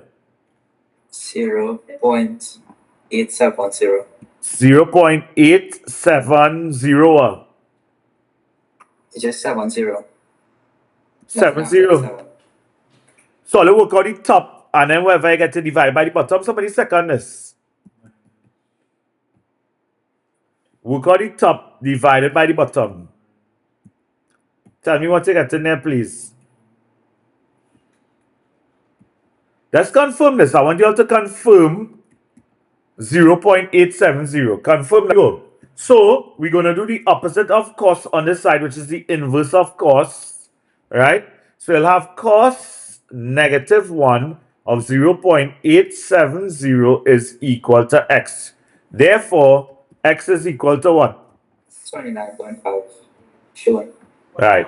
Box to indicate that it was shown. And this is degrees, Degrees.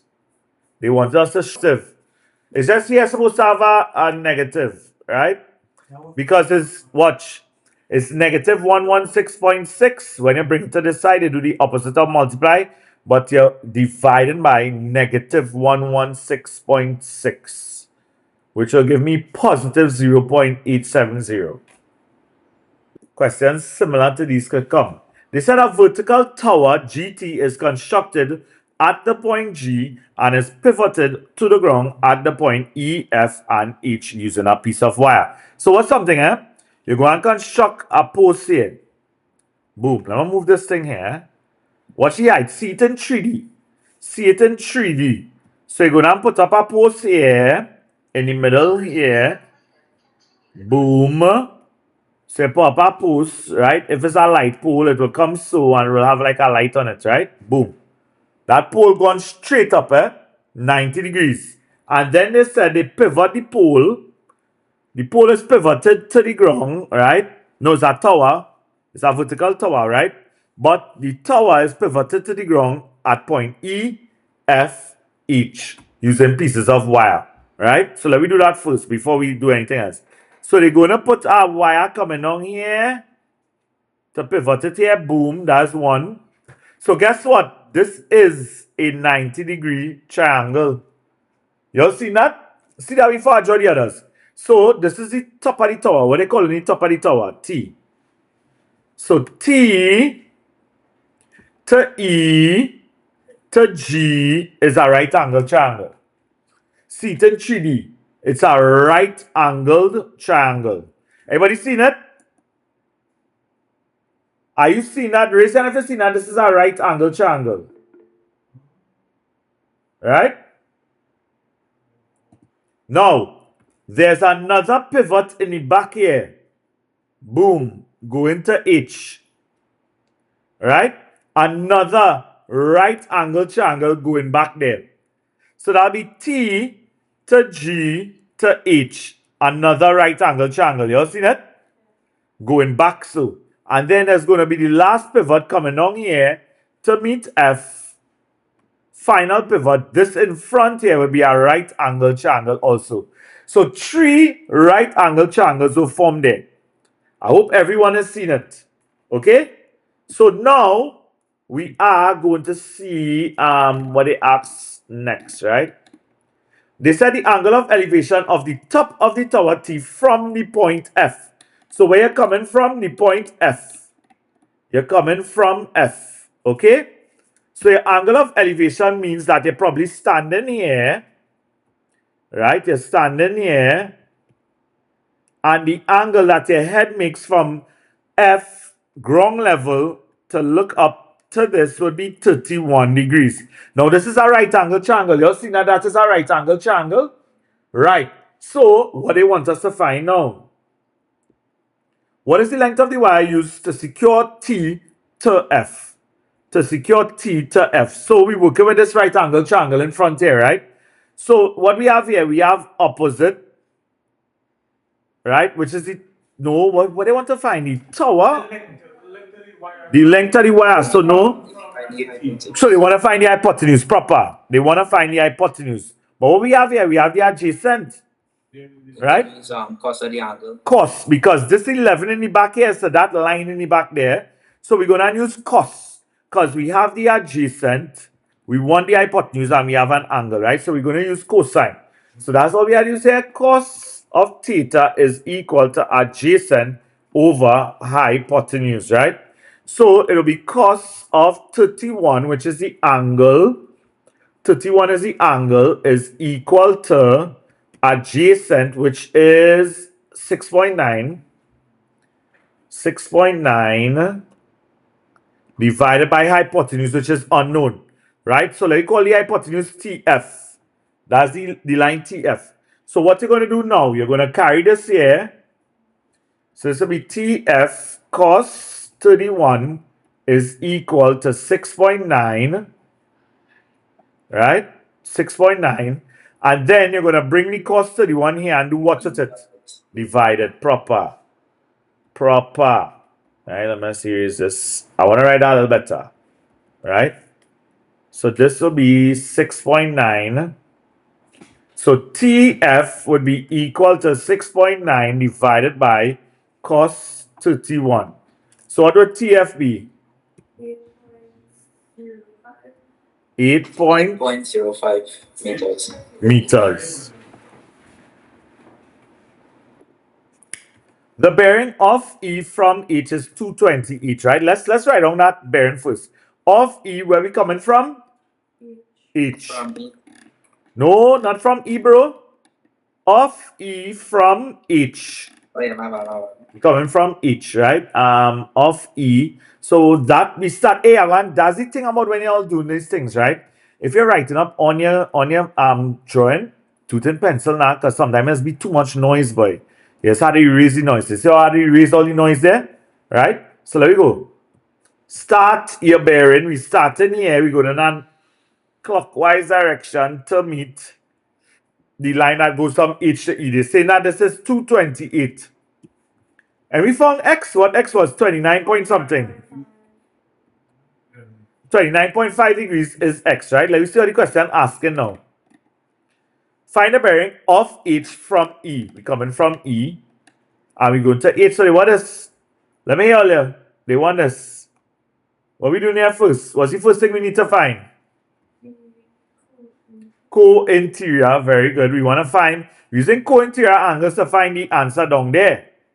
Right? Because these two angles will be co-interior. But how we finding this green angle here? Minus 228. 360 minus 228. This whole thing here is 228. A complete revolution is 360. So I'll call this EHN. We'll call up here N, right? So EHN, E to H to N, E to H to N is equal to 360 minus 228, which will give me what? 132. 132 degrees, right? And in order to find the bearing, so therefore my bearing of H from E would be equal to 360, not 360, 180. Co-interior angles add up to 180, right? So it'll be 180 minus 132. What's my bearing? 048. Because it's a bearing. 048. Twice direction, right? So this one here would have been 228 minus 54, which is equal to 149, right? 174. So Yeah? I think I'll do 132 plus 54. Right, yeah, you could do 132 plus 54, and then you had a minus 360. Yeah, I need to get 174. Right, but yeah, or you could just do this. Or you could just do 228 by any route you want to take, right? You could do to the it would give you the same thing, right? So if it's the bearing of G from H, it will be this red angle here. We stopped at the line that goes from H to G. So we minus 54 from 228 because 228 is this full thing. If we stop here, 54 degrees to go. 228 minus 54 is what gave us the bearing of G from H, right? June 2023, LMR and LMN and R are points on the circumference of a circle with center O. PQ is a tangent to the circle at R, right? PQ tangent to the circle at R. PRL is equal to 48. P to R to L is 48. RON is 156. Find the value of each of the following angles. Give reasons for your answers. Show all workings were appropriate, right? What we doing for R, boy? Angle at the center is twice the angle at the circumference, then? Right? Yeah. So this will be equal to 156 divided by 2, which will give me what? 78. And you had a belt out the reason here. Angle at the center is equal, not equal, is twice. Again, equal way is twice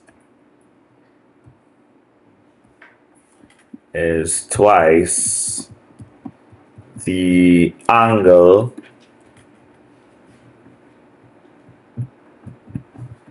at the circumference.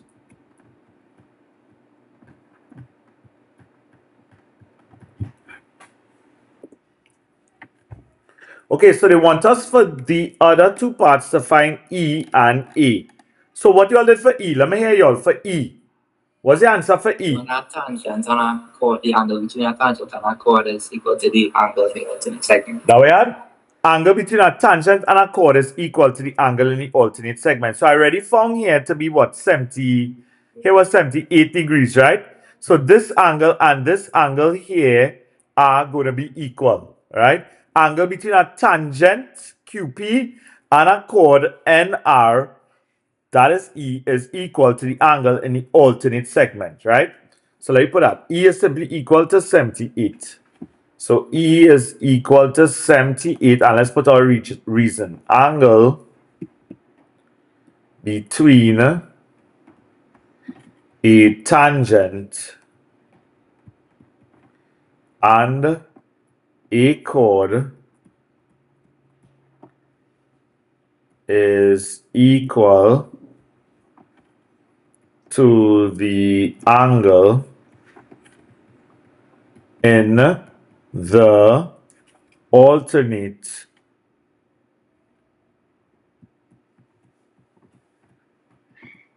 segment. Right? Everybody good there? We need to find A now. Here what I would do. I would find this angle down here, right?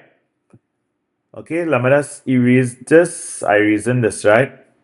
Right. I will find this angle here, which is N, right? NRL. I'll find this angle NRL, and then I will say opposite angles in a cyclic quadrilateral add up to what? Right? It is a cyclic quadrilateral. Look, all the coordinates of the points are on the circumference of the circle, right? So how do we find this? This angle is very easy to find. What we do? 90 minus 78 is 48. Right. So, okay, very good. So angles at a point on a straight line add up to, what's this angle we're going to find here? This angle up here would be what? This is L. No, not yet. We're going to find LRN. We got to find LRN first. LRN would be equal to 180 minus 78 plus what? 90 plus 48. No, not 90 plus 48. 48. It would be 78 plus 48. 78 plus 48 and minus it from 180 to get here.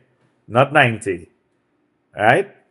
So these three angles here will add up to be 180 degrees, right? So 78 plus 48. We get 54. So this will be equal to 54 degrees, right? That is LRN. 54, Alicia? Yeah, 54. And then these two angles, which is this angle and this angle up here, will add up to be 180 degrees, right?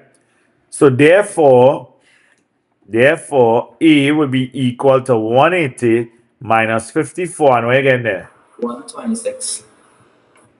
Right? And the reason would be opposite angles.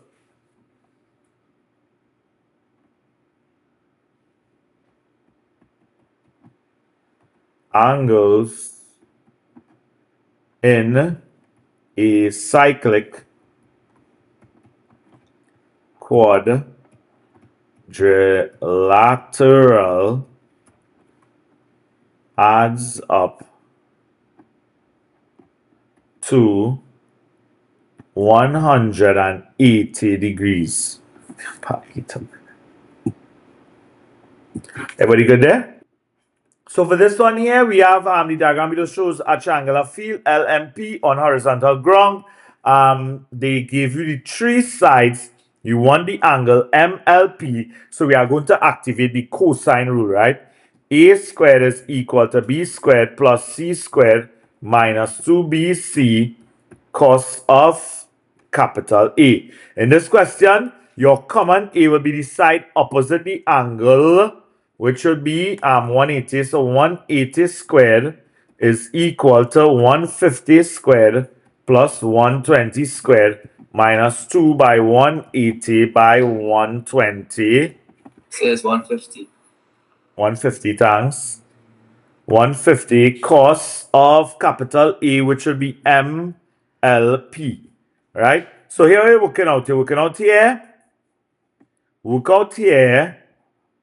Work out here. And then we will move forward, right? Give me the answers here. 180 squared. 32,400. Here. 23,500. Minus here. 14,400. Cos of MLP. Everything correct here? Forget. 150 squared plus 120 squared will be what? 36,900, right? And you check over this, right? 36,900. Anybody can second that? Yes. Yes, sir, I got the same thing. Right. So let me go. So you're bringing this over here.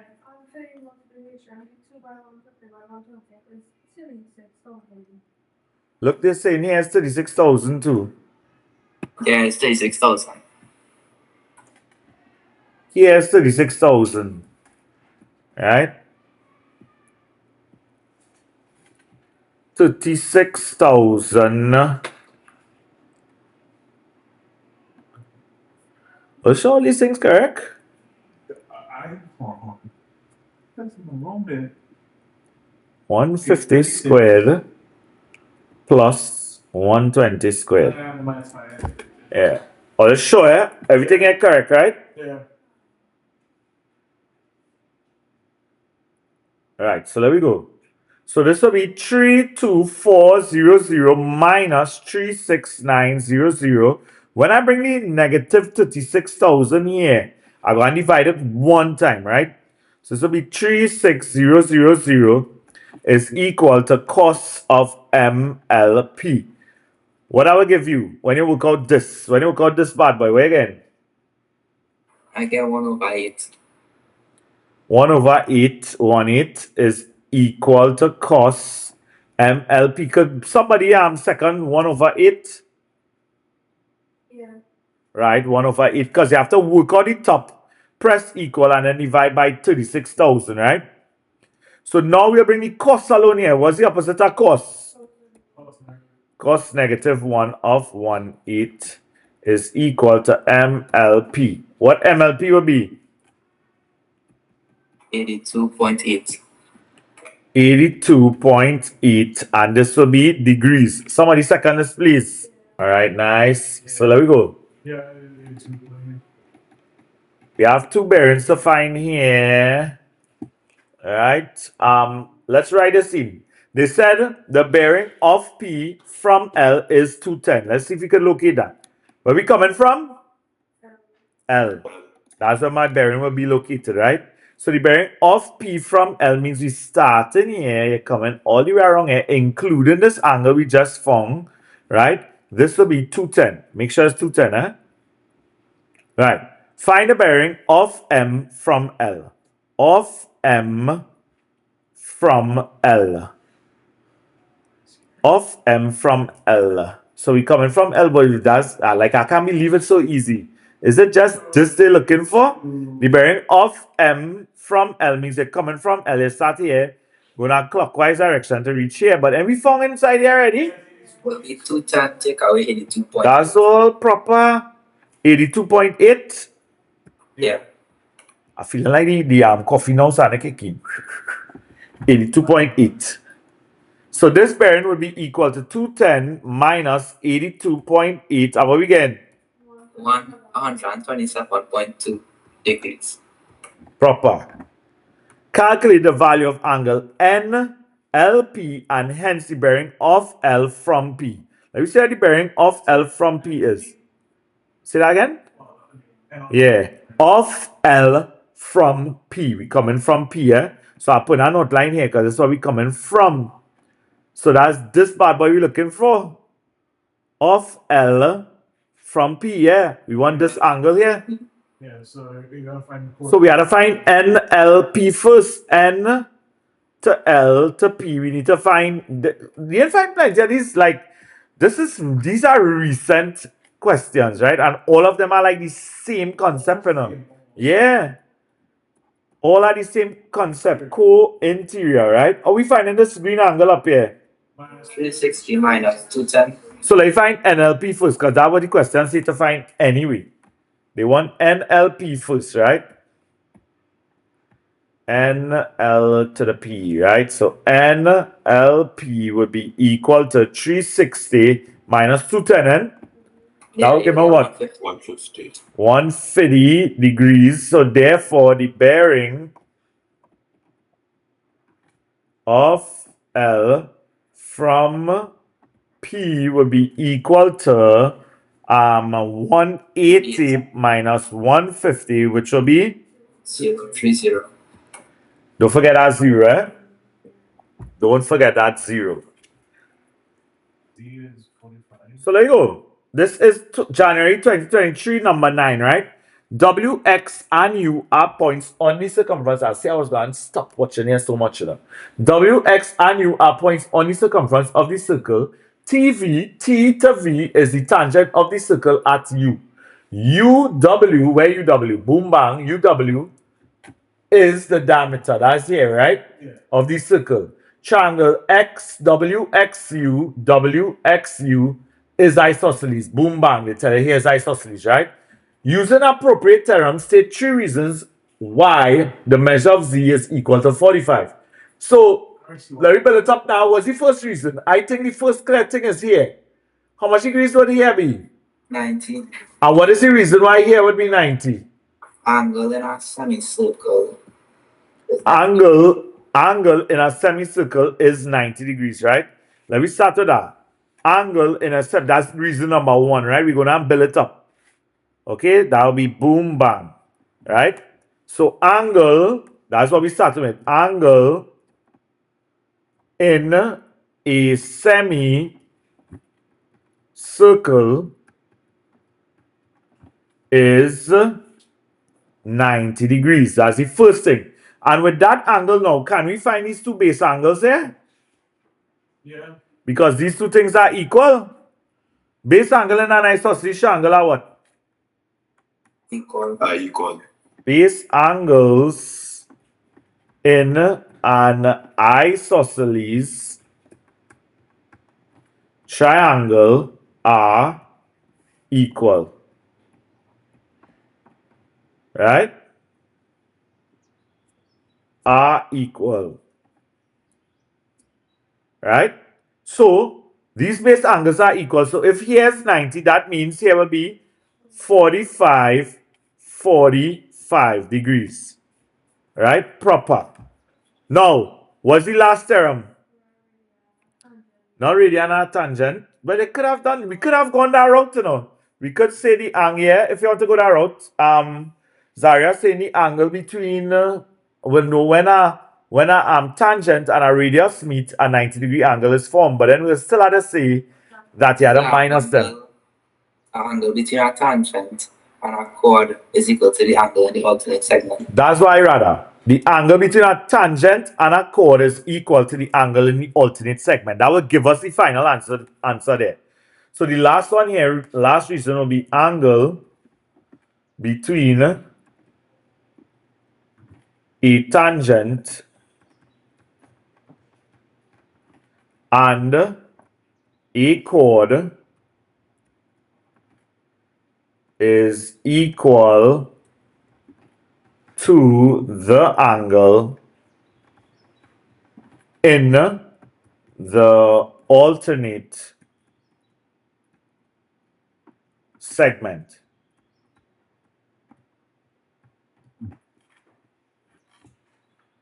So the diagram below shows a circle with diameter KF.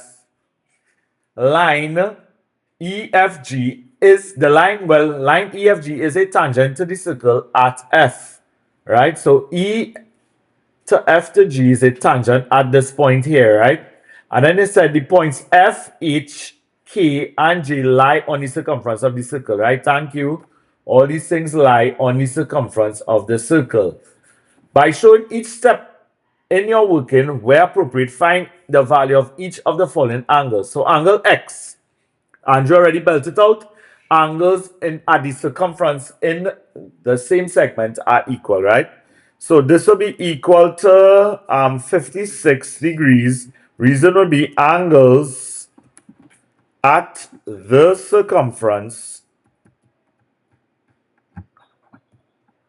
Angle at the circumference in the same segment are equal.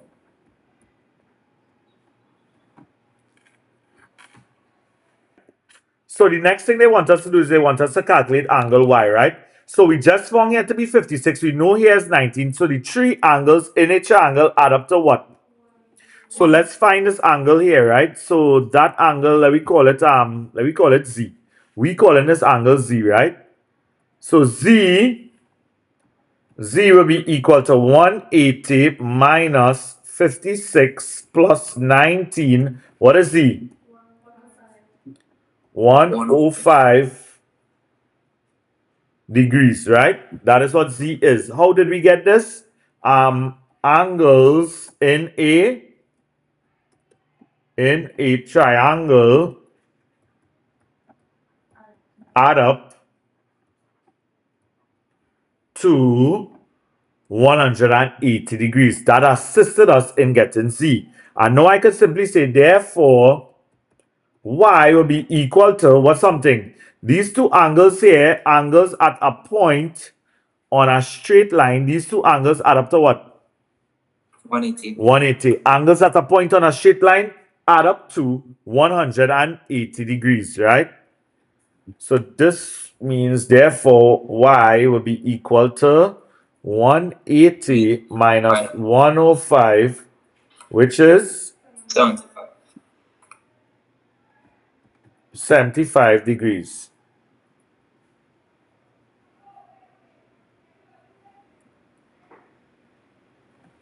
Right? Bell almost ring.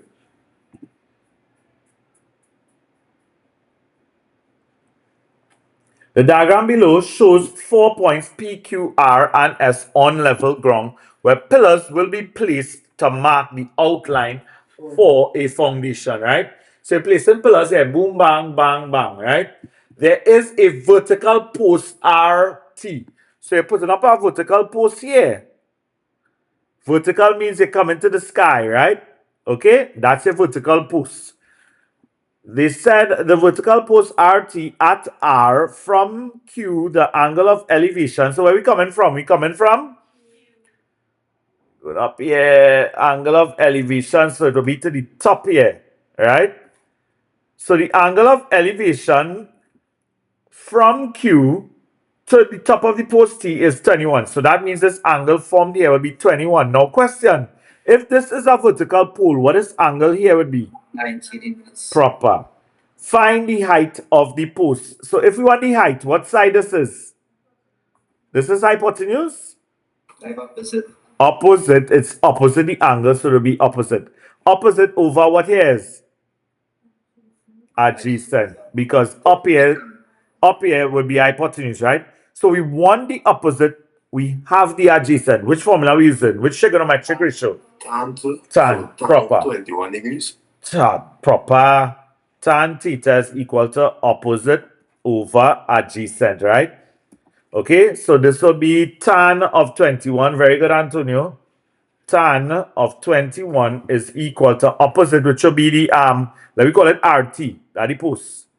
RT over the adjacent, which is 153. What we do with the 153 now? Carry it over and multiply it. Proper. 153 multiplied by tan 21 will be equal to RT. Therefore, RT is equal to what? 58.7 meters. Everybody good there? Answer this bad boy. Given that the length QS is 135, so let's put in QS is 135, right? I'll be here 135 meters, right? PS. Calculate the perimeter of the foundation PQRS, right? So perimeter means distance around. We have this here, right? We have this. We have this. We have this. We need here. PS. So what PS is, Mawa? Focus. Focus on this triangle here. We have two sides, one angle, and what we need to get? Side. So what we using here? Cosine rule. Cosine. Proper. Right? So all our marks just to find cosine rule and just add the peripheral lengths. So cosine rule, a squared is equal to b squared plus c squared minus 2bc cos of capital E. So common A in this case is what we're trying to find. That would be what? What was the Yes. PS, right? So PS squared is equal to, anybody write down the other? 83. 83 Plus, what was it? plus 135 squared. 135, you sure? Yeah, Yeah, 135 is what we just get a proper boy. I love all the following by 135 squared minus 2 by 83 by 135 Cos cos of 29. 29 proper. PS. I feel like I could do our next class right now. No, please. But that'll be now, nah? It can't be later. So PS will be equal to square root of what? 5514. I guess 74.2. 5514 flat. Yeah. Serious? Cos 29 getting a flat number? Somebody second that. So I get 5512. No point, nothing. No point, nothing.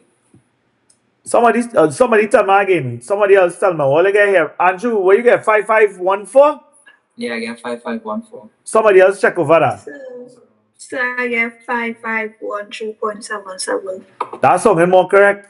Yes, sir. I get 5513.772. Yeah, that's something more correct. 5513.772. Yes, sir. And PS will be equal to 74.3. somebody second 74.3. Zaria, calculate it now, please. Yes, sir. My spirit side, well, it's probably because I picked one that's not me. Yeah, that was it. It's better to go to multiple decimal places underneath here so that you get a more accurate answer, right? And this is our length, so this will be meters, right? So therefore, what my perimeter will be? I started with this, right? Perimeter will be equal to 74.3 plus 83. 83. I know 83 was one, right? Good. 83 plus 153. 150 who? 153. Plus, we will check it back. 135. Nah, 130 to 135 is within. Yeah, look, 153 and then 110. This 135 is within the foundation, right? Perimeter means the distance around, right? So 110 is the last one. And what we getting here? 420.3. And this will be meters, right? So we on to January 2022. Okay. H, J, K, L, and M are points on the circumference of a circle with center O, right? MK is a diameter of the circle and it is parallel to HG. HG here, right? MJ is equal to JL. So it is identified by these two strokes here that those two are equal, right? So this is the only angle they give us, which is JMK. Explain given a reason why angle HJM, H to J to M, which is this bad boy here. Why is this 38 degrees? Why is that 38 degrees? Andrew already said it here face to face. Alternate angles are equal. That's all you write in, okay? You have a pair of parallel lines here, boom, boom. You have a transversal going from one parallel line to the next. The angle on this side is equal to the angle on this side up here, right? Now, some people look for a Z. You all seen the Z? They look for the Z. The angle on top is the angle underneath here. So let us write that in.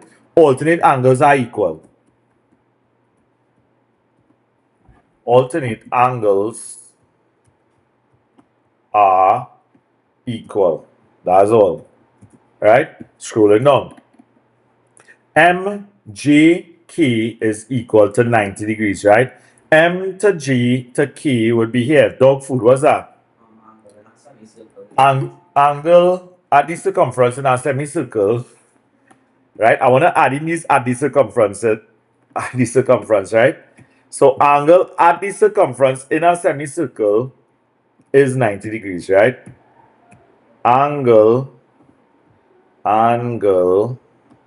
at the circumference in a semicircle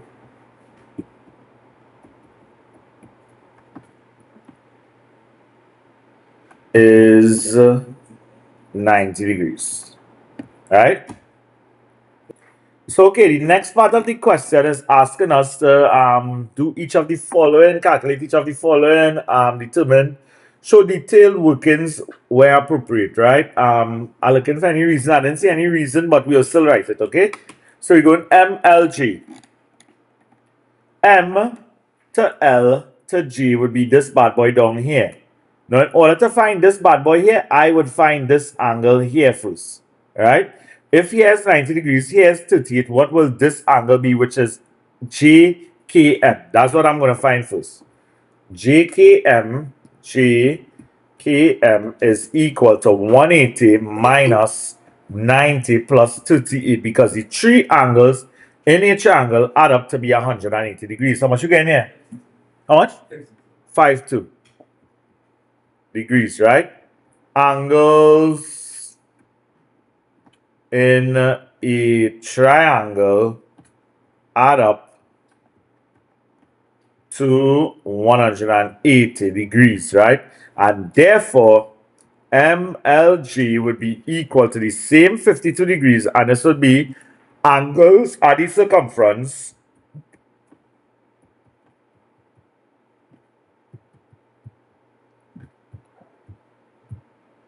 in the same segment, and I'll show you all it, right? Are equal. Okay, so watch it. Let me scroll up, I'll show you. Alright, come in. Right. So look at it here. You always see the butterfly, bow, bow, bow, bow, bow. So this angle here and this angle here would be angles at the circumference in the same segment are equal. Right? That's how we work in there. Next we have L to G to K. L to J to K will be this bad boy here. What would I do for this? If these two lines are equal, here's 52. So this whole thing here will be what? 52. So it's either two things. It's either you find here, minus it from 90, or you minus 38 from 52. And this angle here and this angle here will be angles at the circumference in the same segment are equal. Right? So what I'll do is I'll find LMK. LMK will be equal to 38 minus, well, 52 minus 38, right?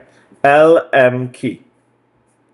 So I'm going to find LMK first, which will be 52 minus 38, right again?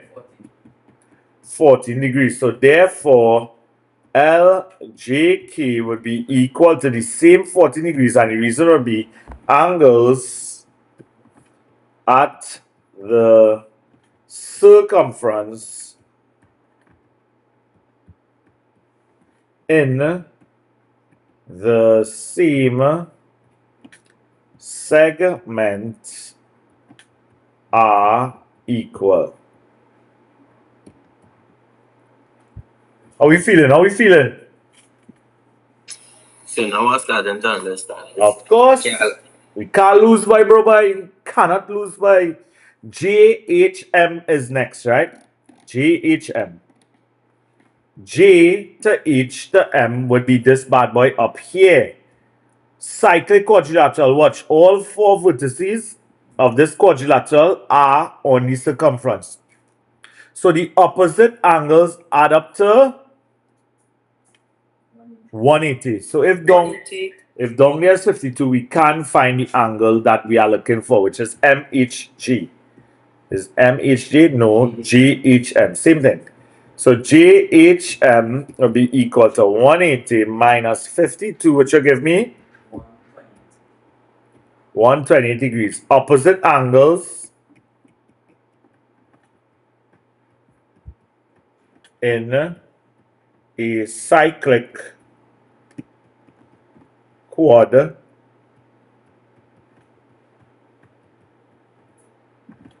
are equal. Right? Sorry about that. Add up to 180, not are equal. Add up to 180 degrees. Add up to 180 degrees. So, part B, from Port L, a ship is 250 kilometers on a bearing of 65. Where am I putting this bearing? By which letter? By LRT? L, because it's from L, right? So that bearing would be 065 degrees, right? Now, ship T is 180 kilometers from L on a bearing of 148. So that bearing starting at L also, and it going all the way around to meet this. How much degrees this is? Proper. This information is illustrated in the diagram below. Boom. So there we go. Complete the diagram above by inserting the value of the angle RLT. So what would RLT be? RLT will be equal to 148 take away 65, which will give me how much? 80 how much? 83. Now we get Kyle.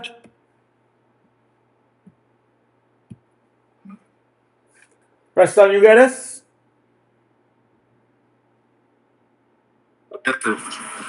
So in here is 83 degrees, right? Why? Because 65 plus what this angle is would give me 148. Would add up to be 148. Everybody cool there? Let's move. Wait, why Calculate RT, the distance between the two ships. Food, right? They want here.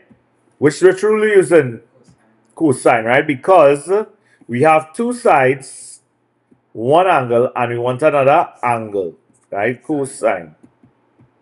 Wait, no, we want another side. Sorry. Yeah, another side.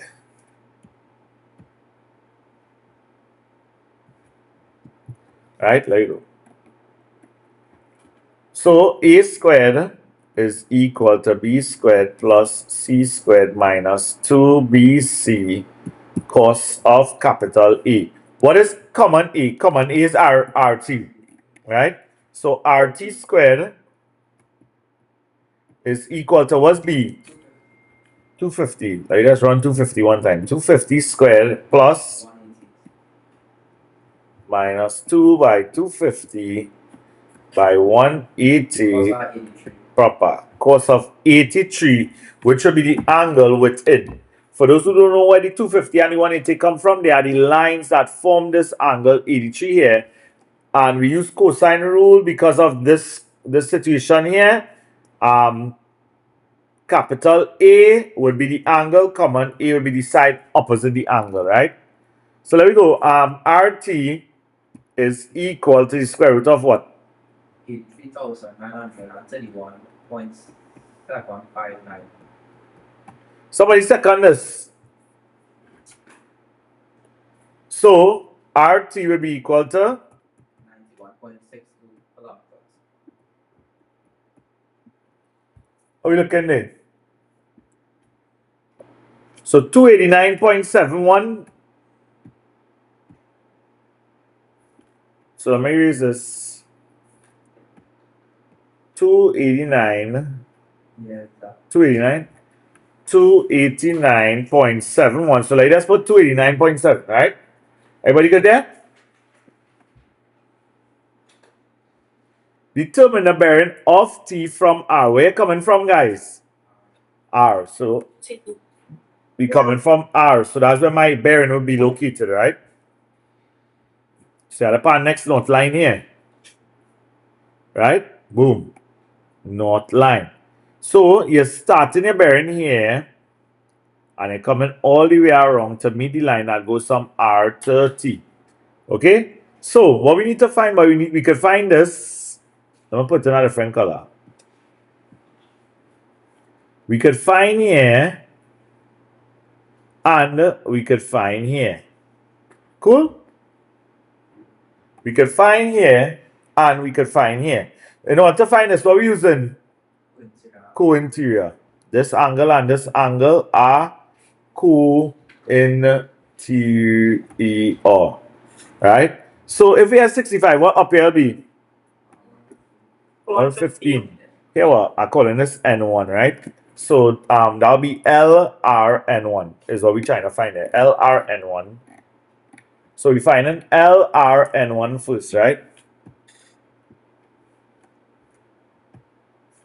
LRN1 would be equal to 180 minus 65, which will give me what? 150. Right? And then to find inside now, what we using by? Sine rule. Yeah, let's use sine rule. So let me erase this here. What we get for here? 289.7. 289 7. Did I put kilometers by that? Yeah. Right. So we're using 83 and that, and then we're using R and 180. The side opposite it, right? So let's work. So this would now be sine rule we're using. Why we using sine rule? Because you have two sides, right? One angle, and you want to find another angle. Once you're trying to pair off, right? You're using sine rule. So this is sine. So there you go. A over sine capital A is equal to P over sine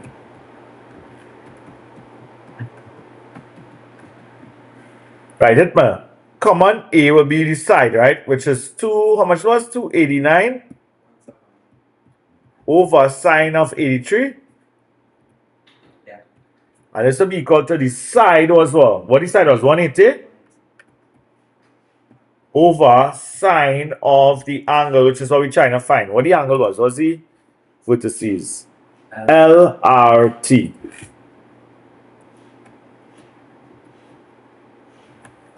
So we're moving, we kind this whole sine here, and then I feel like moving this whole thing underneath here. So sine LRT will be equal to 180 divided by 289.7 over sine of 83.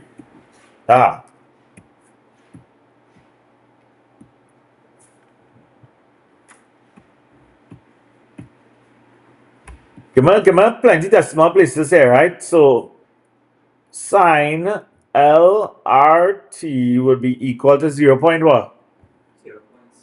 0.6167. Right? So LRT would be equal to somebody second is 0.6167.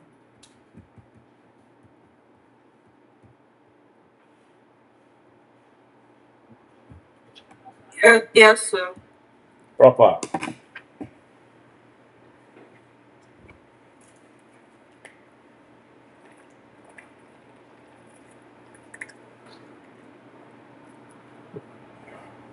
Proper. 0.076. 38.07, right? So 0.76. So like 0.8 cos double 5 d7. 38.0. 0.8 cos double 5 after d7. Right, so I go with 38.1, right? Degrees. This is LRT. right? So therefore, this bearing would be equal to 360, which is the complete revolution, minus 38.1 plus 115, right? And what would you get as a bearing here? Remember, this is a bearing on the outside here. We just found here and here. You add these two, minus it from a complete revolution, you'll get a bearing. What is a bearing? 206.9. 206.9 degrees. Talk done. Right? The diagram below shows a circle with the points P, Q, R, and S lying on the circumference and its center mark O. RP is a diameter of the circle and AB is the tangent to the circle at P. Angle APQ is equal to 3x and QPR is equal to 2x. RPS is equal to x and QSP is equal to 54. That's the only angle they give to us. What I can say here, when they asked us to find, they said determine the value of each of the following angles, show detailed workings where possible, and give a reason for your answer. So where a tangent and a radius meet, a 90-degree angle is formed, right? You're forming a 90-degree angle here. So these two angles can actually add up to give me 90 degrees, right? So let me call OPA. So the first thing I'm going to write is OPA is equal to 90 degrees, and the reason will be when a tangent and radius meet, a 90-degree angle is formed. Right? So we got that. What we can do now is we can form an equation using that information, because 2x and 3x would add up to give me 90 degrees. So I could put here now, therefore, 2x plus 3x is equal to 90 degrees. 2x plus 3x is 5x is equal to 90. Divide the 5 here. What are we doing? You'll get 18. 90 divided by 5. 45 divided by 19 and get 18. Proper. 18. So in order to find y, which is the next part of the question, we first have to identify that RSP is equal to 90 degrees, right? Angle at the circumference in a semicircle is 90 degrees.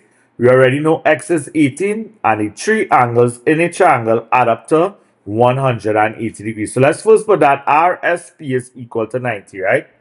So RSP is equal to 90 degrees because angle at the circumference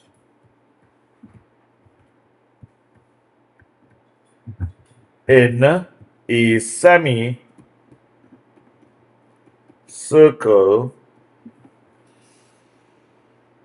is 90 degrees, right? And then I could proceed to find y. So therefore, y is equal to 180 minus the 90 plus the 18 in brackets. What does give us? 70 how much? And this will be angles in a triangle add up to 180 degrees. Proper. This is the last thing we have to find here. If you observe, you will see that we have a butterfly here, aka angles at the circumference in the same segment are equal, right? Angles at the circumference in the same segment are equal, right? Scrolling down. So z simply equal to 72. So z is equal to 72 degrees, and the reason will be angles at the circumference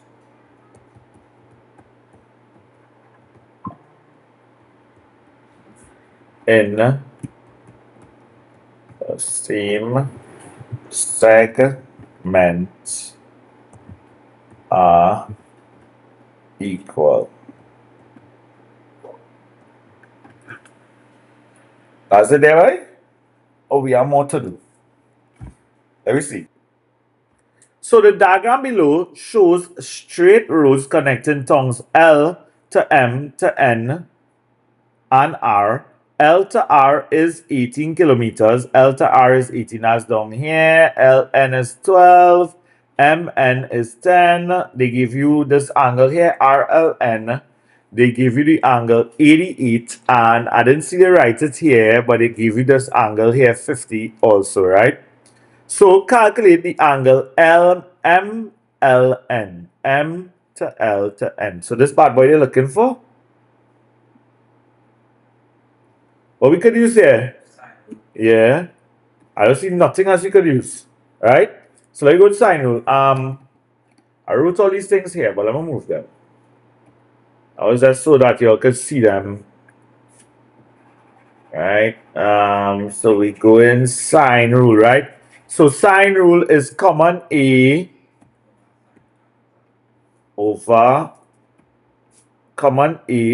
sine capital A is equal to common B over sine capital B, which is equal to common C over sine capital C, right? We're using 2 at a time, right? So the 2, let me use this, the side is the common letter, right? The angle will be the capital letter. So we are matching 12 with 88, right? So it'll be 12 over sine 88, right? Is equal to common B would be 10 over sine MLN, which is what we are looking for. So same thing, you're carrying this here, you're bringing this whole bad boy underneath there, right? So I'm coming right here. This will be sine MLN is equal to 10 over 12 divided by sine 88 in brackets, right? So MLN is equal to sine -1 of, give me about 4 or 5 decimal places. 0. What?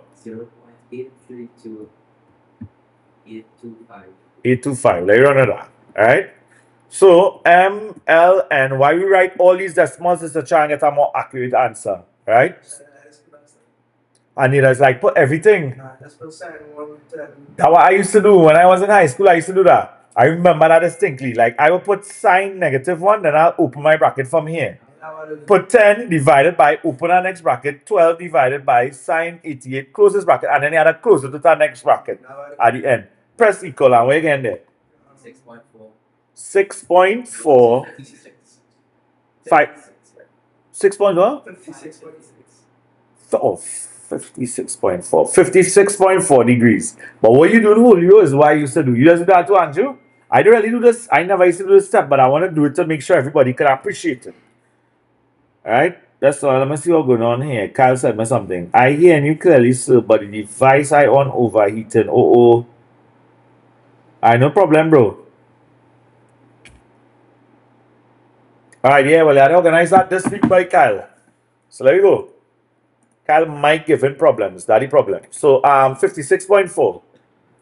56.4. What are they asking for next? These questions are real easy, no? I hope all you're eating up these questions, eh? Calculate the distance N to R. Dog food. Dog food. What are we using there? Come on. What to do again, mate? What to do again? Any parents' question hard now? Hey, food. Let me go. We're running. A squared is equal to B squared. Hey, I was just buffing up my form 4s and form 3s. All you realize every time I do a question, all you realize I write over my formula, even though it comes in the formula sheet. You know why? So it will stick. And you rather waste time to flip back and watch it in because you don't know it. Right? And you know what's the only thing that has caused you to not do this here every single time? You know what? Laziness. People who are not writing their formulas over and over for it to stick, you are making laziness conquer you, right? Or telling yourself, boy, I write already in the question before. I don't need to write that now. Laziness, right? There we go. Common A will be NR. All you agree? Right? NR. So we have NR squared is equal to, hit my Bina. 12 squared plus 18. 18 squared. For those who don't know where them numbers coming from, that will be the two lines forming this angle here, 1 and 2, right? Okay, 12 and 18. So we're going down. Minus 2 by 12 by 18 cos 25. So NR is equal to, even with this, I remember what I used to do a long time. I used to put the square root sign here, right? Open bracket, run everything, and the spread's equal. Boom. You don't put a line. Right. So on the calculator, you see the square root just come up so. Then you open your bracket, punch in all this, close your bracket at the end, and press equal. And again, give me the final answer. Because I want to train all in this. 8.74. So that's like the square root of all this. When you carry the square here, right? So this will be 8 point, 7. and this will be kilometers. Yeah, correct. Right? So there we go. The bearing of R from L. We coming from L. That's where my note line will be. Ooh, look at down here, man. So R is this bad boy down here. So we starting at the note line. We're going in a clockwise direction until we meet the line that goes from L to R. What we doing there? Add up all them things. So I would just put equal to what the first one was. 50. How much? 50. Plus. 25. It was 56 point something. 56.4. 56.4 plus 25. equals And that's 81.4. degrees. I like how that is somewhere. So this is June 2021. This year had a mistake. We will work this with this angle as 112 degrees, right? Work it with 112. Let's go. One time. So in the diagram below, E, C, G, F, and F are points on the circumference of the circle.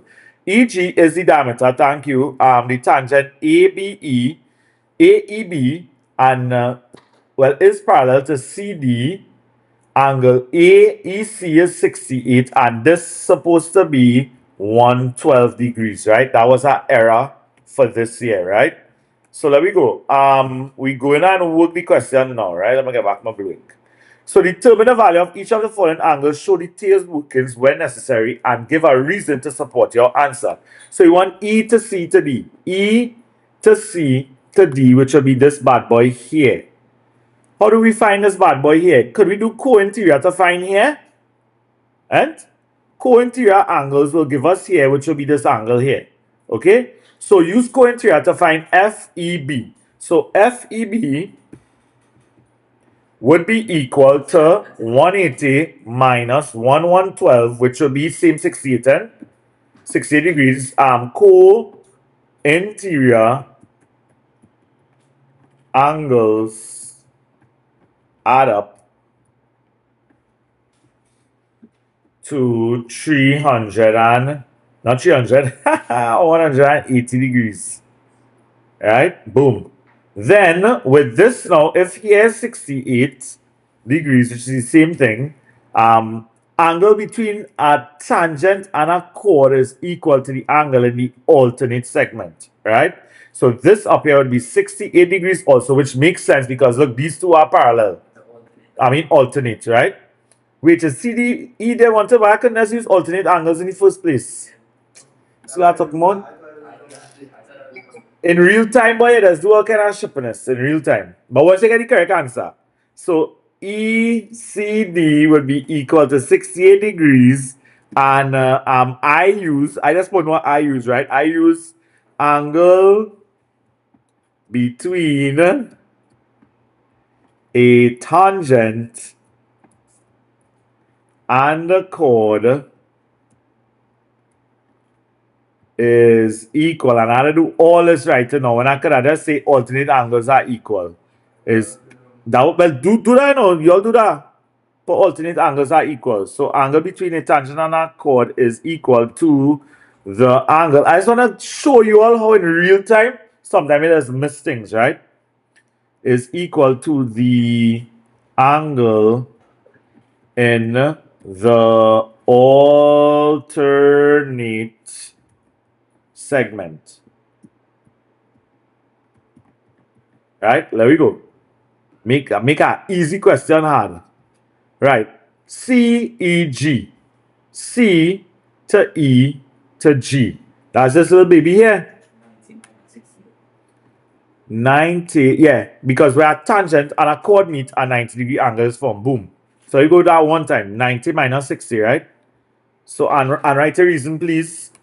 90 minus 68, which you give me? When a tangent and radius, sorry, not chord, radius meet a 90-degree angle is formed. Proper. CGF. CGF. This bad boy up here, what we doing? CGF. We could find here because this is the tangent is a straight line, or let me hear the or. They could find the baby angle up because angle has 70 over 90.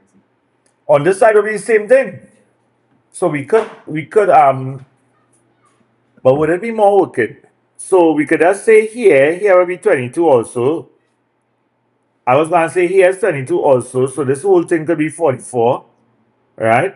This whole thing is 44 and opposite angles in a cyclic quadrilateral add up to 180. Right? So I'm gonna put CEF is equal to 22 plus 22. Or I could put CEF is two ways I could take it. CEF could be 180 minus 68 plus 68. Right? And you'll get the same thing. It's supposed to get the same 44, right? So CEF is equal to 180 minus 68 plus 68, which will give me 44 degrees, right? That correct? This will be what? 136? Yeah. 44. Yeah. 136, 44, yeah. Right? This will be angles on a straight line. On a straight line. Add up to 180 degrees, right? And then I can say therefore CGF is equal to 180 minus 44, which will give me, 136. and this will be opposite angles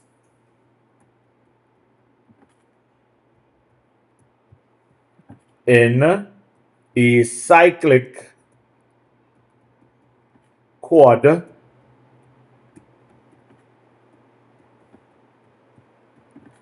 add up to 180 degrees. Right, let go. From a harbor H, the bearing of two ships Q and R are 69 and 151 respectively. Q is 175 kilometers from each, while R is 242 from each, right? So 242 and up here will be 175. Why they didn't put in the 175? Oh, they wanted to complete the diagram, right? So 175 will be here because Q is 175 from each, right? 175 kilometers. And what else we put in? The 151. So that's the bearing of each, no, of from the harbor. Okay, you're coming from, so this is of R, the second one, of R from each, right? That would be 151. So you come in here, passing this, going straight to the line that goes from each to R. This will be 151 degrees, right?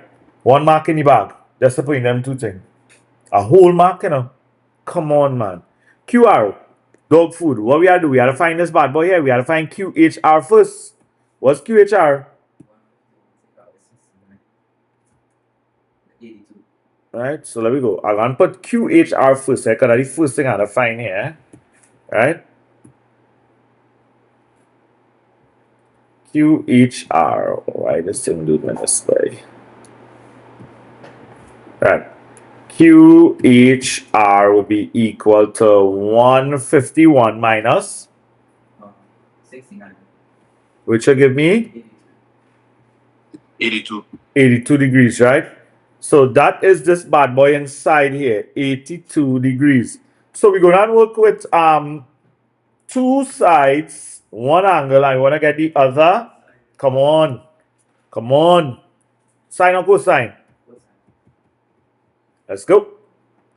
A squared is equal to b squared plus c squared minus 2bc cos of capital A. So A is what by common? A will be QR, right? Cool. Right, so QR squared will be equal to Hitman 175 plus 242. minus 2 by 175 by 242 cos of 82. square root of this one time, yes? Square root of all this, right? So QR will be equal to 2 who? 278.2. But the nearest is 278. So the nearest kilogram. Ooh, I don't see that. So this will be approximately equal to 278 kilometers. Everybody good there? All right? I rather you skip this step where you put in the square root of whatever than to skip this step. Right, in your formula. Because, bro, once you remember, anyway, the formula, you're getting this formula, but I just want to show that this is what I wanted you all to do for all your formulas. Okay? Calculate how far do you south. South is coming down, right? How far do you south? Not south. How far do you south harbor R is ship R of the harbor H, right? How fast due south is ship R? Oh. Okay, so due south means you're coming down. So you're up north there, you're coming down south.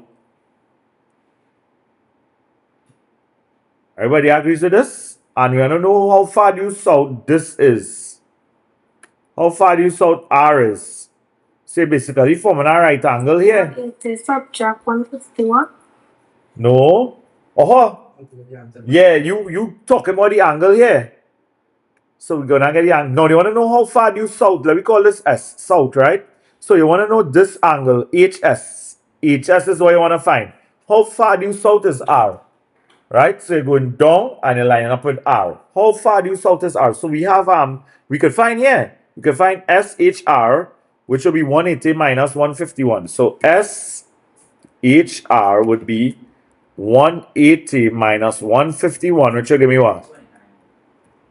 29 degrees. Now we have the angle we have here as 29, right? 29 degrees. So what we using? We want adjacent and we have the hype, right? So adjacent and hypotenuse will be which formula?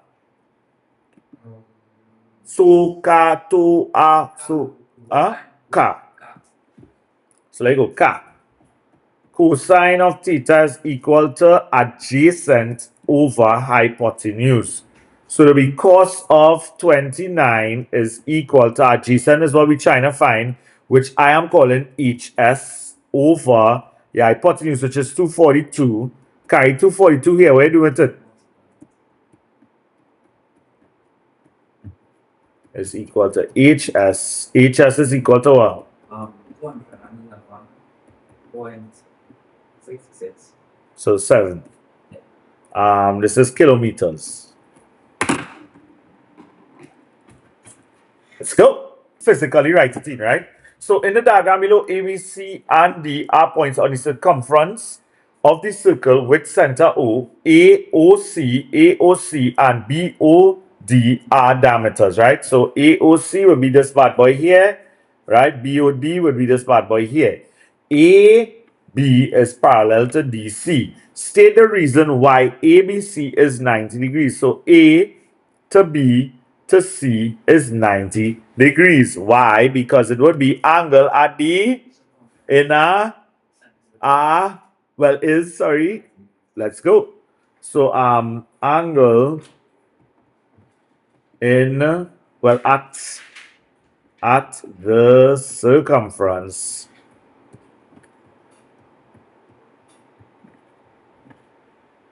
in a semicircle is 90 degrees. Write it down, please.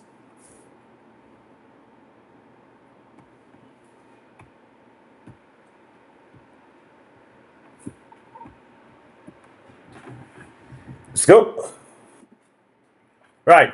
So the next part of the question, they need us to find B, A, C.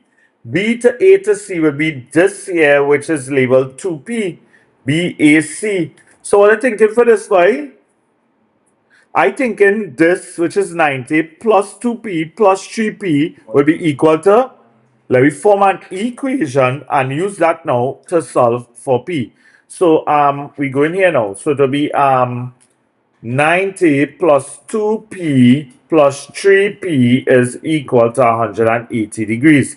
Carry the 90 here, plus 90 becomes minus 90. This will be 5P is equal to 180 minus 90. 5P is equal to 90. What do with the 5 when I carry there?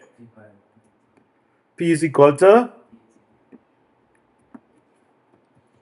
P is equal to 18. Now, since P is 18, so I can put that this implies that BAC would be equal to 2 by 18 because it's 2P, which will be 36 degrees. What's the main reason we use here? The angles in a triangle add up to?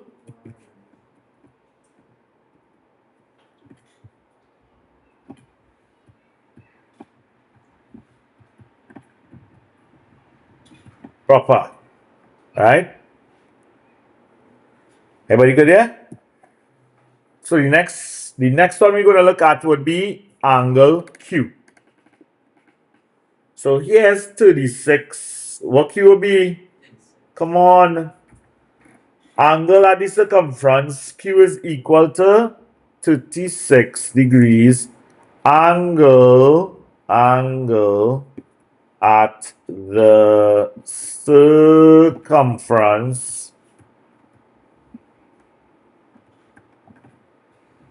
in the same segment are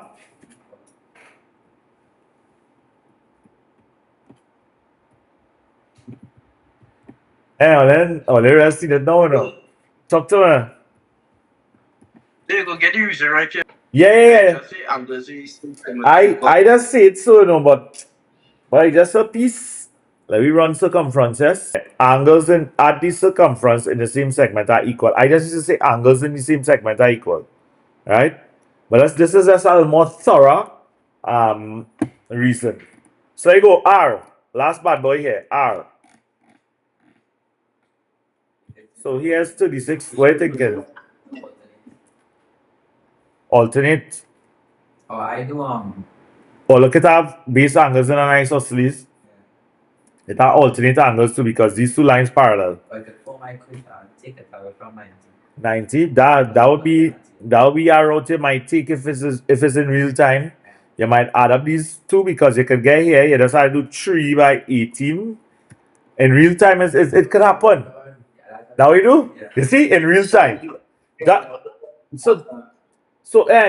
that's what I'm saying. In real time, you don't know what you're gonna do, boy. Look, the brothers here, they do 3 by 18, and then you minus it from 90 and you get R. But look, I see this alternate angle because this angle is equal to this angle here. Parallel lines, alternate angles are equal. Cal, in here, boy, bro, boy. So I will just put R is equal to 36 degrees and I'll just put alternate angles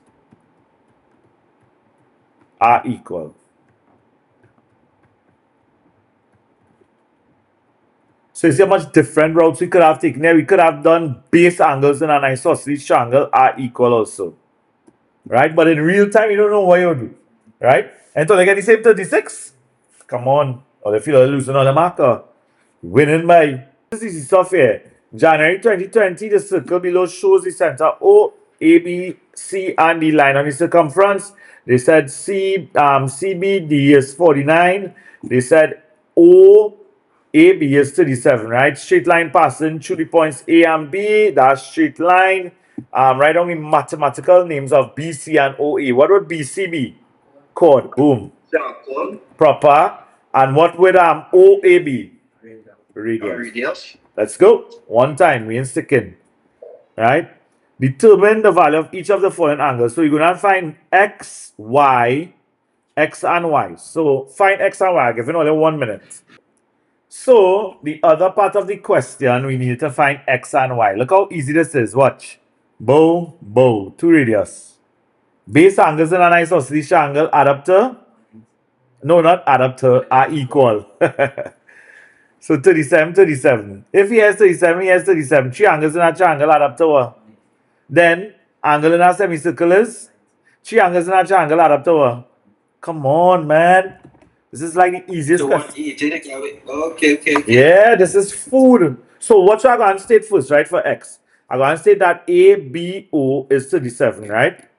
So ABO is equal to 37, and this will be base angles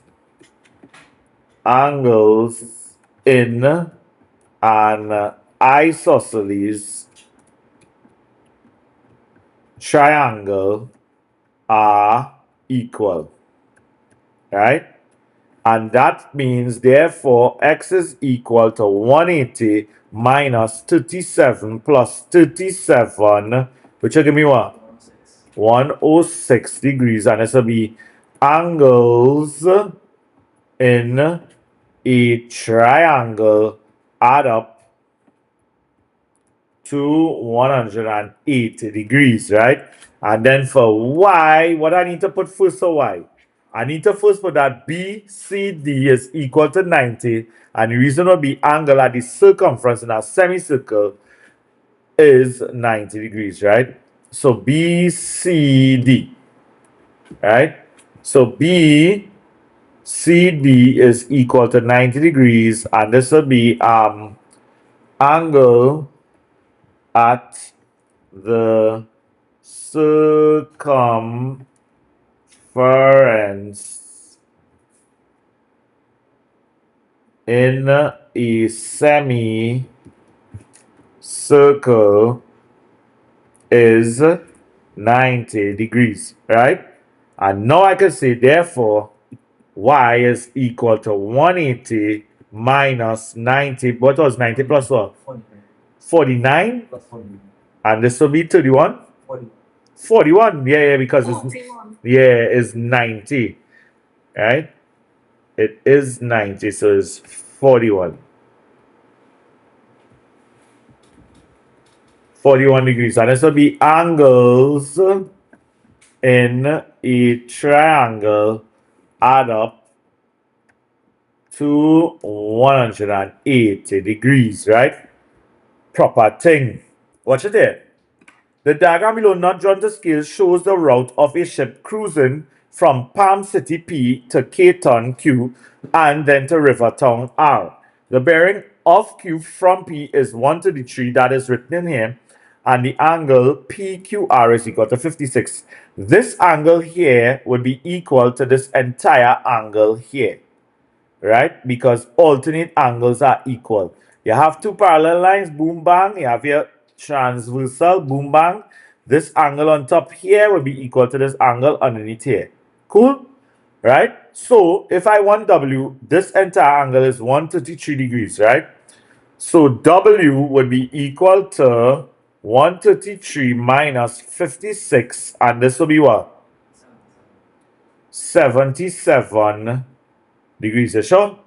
Right. Alternate angles. That's the main thing I use here. Alternate angles are equal. Right? Proper. Going down one time. Bearing of P from Q. Where we coming from? We coming from Q. And we going all the way around. Watch it. The bearing of P from Q. You're starting here. You're going all the way around. Joining up here to reach here. That's the bearing of P from Q. What we could do now? What we doing? Adding what? What we adding? 180, yeah, because this is 180 on the side, correct? 180 plus 133. 133, right? Correct. Or our next route you could have taken, you could have say 133 minus this will give, well, sorry, 133 minus 133 from 180 will give you here a full revolution is 360, right? But I would be 180 plus the 133, right? So this bearing would be equal to 180 plus the 133, which will give me what? For how much? 2. We're getting there. No. 313, that's saying 313, right? 313 degrees, right? Top done.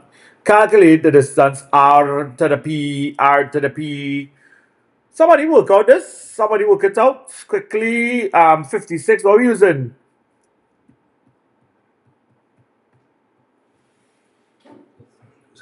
Dog food. Dog food. Let's go. 56, 290, 210. A squared equal b squared plus c squared minus 2bc cos capital A rp squared is equal to 290 plus 210 minus 2 by 290 by 210 cos of 56 square root of all these bad boys. Ooh. I really want it done by. That's the opposite of squared is what we do on this side, right? Opposite of squared. Alright, some things are a little neater here.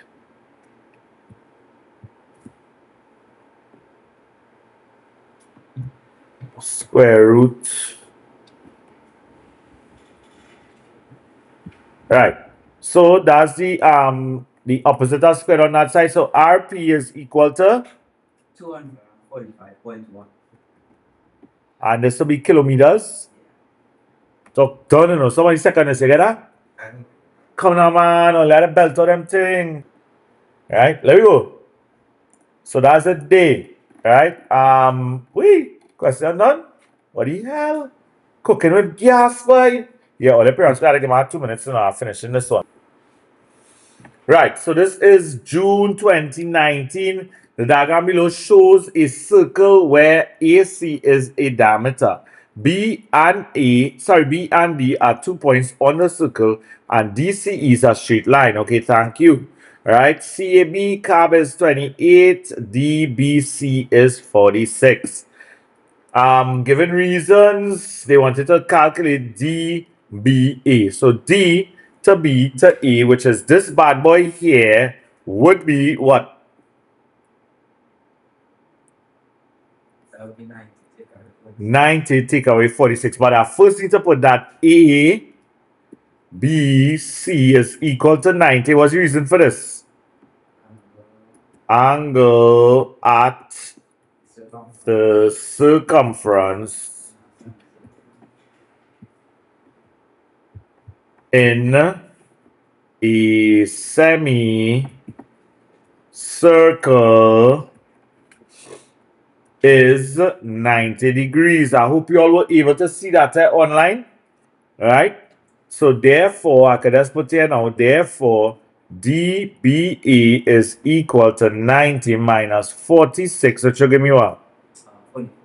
44? 44 degrees. There we go. Next one. D to A to C. D to A to C is our next dog food question. Angles at the circumference in the same segment are equal. Observe the butterfly. Boom, bang, bang, bang. Butterfly. What is in the butterfly? Butterfly. Alright? So you're not putting butterfly, you have to put the people theorem, right? So we go in. So this is equal to what was 46? Yeah. 46 degrees. Angles at the circumference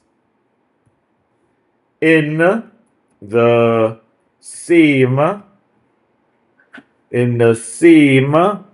segment are equal.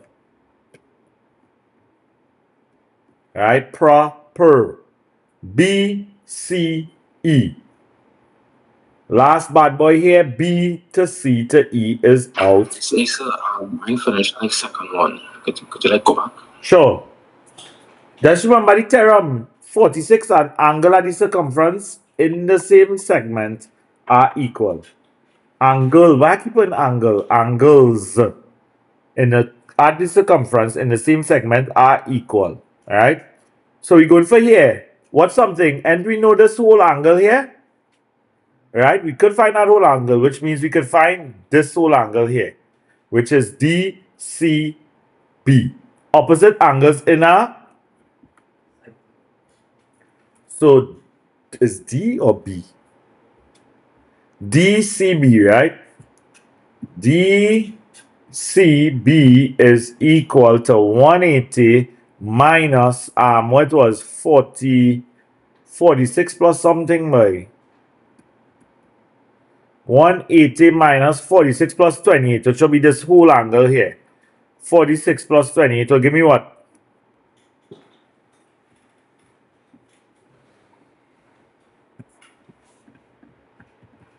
106. 106.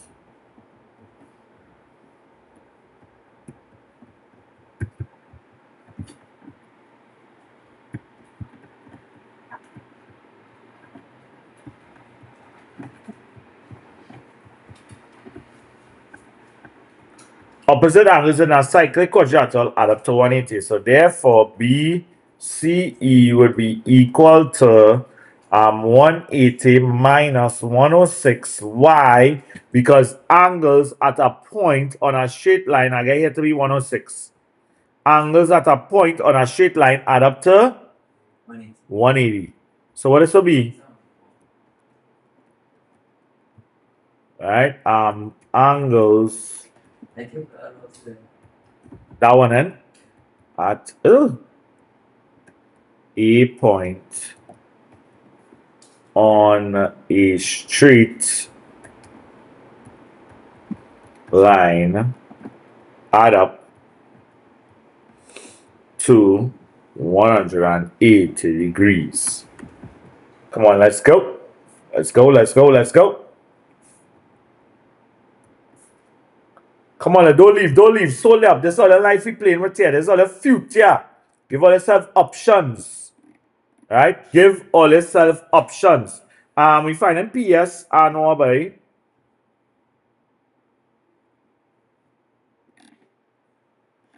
PS and PQ. Let me start with PS and PQ and then they want the area. But let me start with PS and PQ. Right on PQ. So the next part is to find PS. Part 2 is PQ. Right, so the diagram below shows a quadrilateral PQRS where PQ and SR are parallel, right? So this line is parallel to this line. They gave us that, right? SQ is 8, SPQ is 90, S to P to Q is 90, right? SQR is 82 and QSR is 30. Now, if here is 90, that means down here is 90 also, co-interior angles, right? So they want the length of PS. P to S will be here. So if here is 90, what would PSQ be? 60. Here will be 60 degrees. So let me write that first. So PSQ would be equal to 60 degrees, right? I'll put you working, Right? I'm moving this. It would be 90 minus 30. Cool? So it would be 90 minus 30, which is 60 degrees, right? Now that I have that at 60 degrees, what we using to find the what? What is this? The what? Adjacent, proper. And this is your? So let's look because it's a right angle triangle. Let's look. What we using? Which one? Cosine of theta is equal to adjacent over hypotenuse. So it'll be cosine of 60 is equal to the adjacent is what we're trying to find, PS over the hypotenuse, which is 8. Carry 8 here. What are we doing with it? Proper. Multiply 8 by 60 by cos 60. What again? 4? Cos 60 is equal to PS, right? So therefore, PS is equal to 4 cm. Right, there you go. PQ now. Ooh, why I come back down there, right? PQ is what we want to find next, right? P to Q. That's it? What we using? Come on. Pythagoras, man. Pythagoras, man. Right, so I reason this, right? We have here, we found here to be 4. Right, so we're going for up here now. Pythagoras' theorem, right? 4, 8 up here. Or you can use opposite and hypotenuse, whatever you want to use. I use in Pythagoras, right? So we go a squared is equal to b squared plus c squared. A is what? No, A is the hypotenuse, which was what? 8. 8 squared with, I want to find our side. Alright, I can show you we could work it right here. B would be PQ. Let me call this PQ. PQ squared plus C, which was what? 4? 4 squared, right? So you have to carry this here, minus it. 8 squared minus 4 squared is equal to PQ squared, right? So PQ will be the square root of what? Right. So Andrew did the square root of all this here one time, right? All this, because that's the opposite of squared. So 6.9 centimeters will be equal to PQ. You get that, Julio? Somebody second this here. Get this? Anybody get this? Proper. Okay. Alright, let me function. So that PQ, right? Let me put that in. 6.9. 6.9 centimeters. Now, if I want to find the area, which is what they're asking for next, it is a trapezium, right?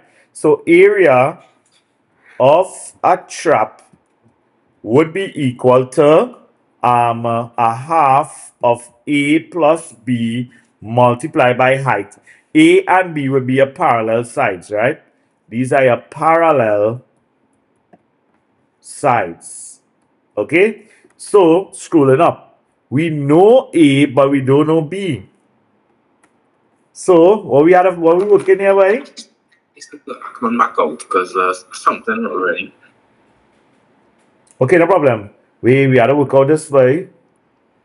You had to work out here. Because we'll use here and here. Right? I could use here and here. So what here will be? QRS would 68. 68. So like we had to work that first, right? So QRS would be equal to 180 minus what was? 180 minus what's the other two angles? 82 plus 30.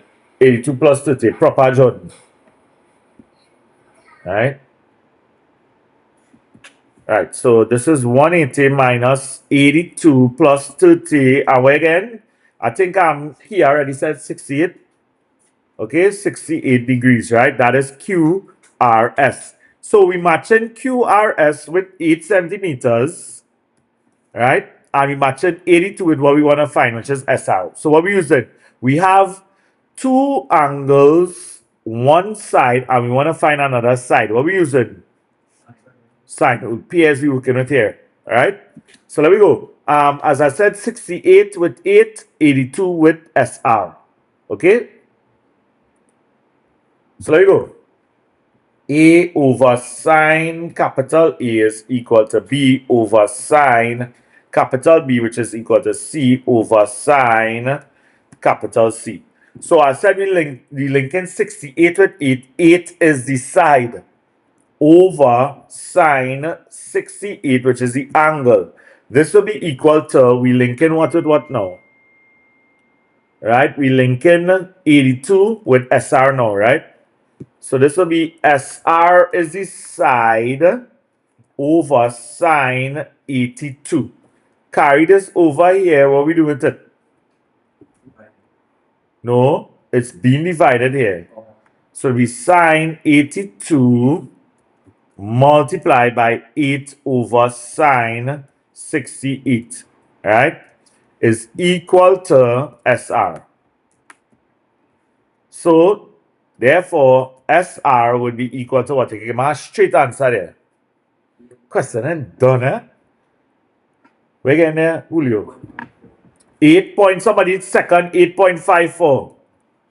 And this will be centimeters. Somebody had a second, this, please.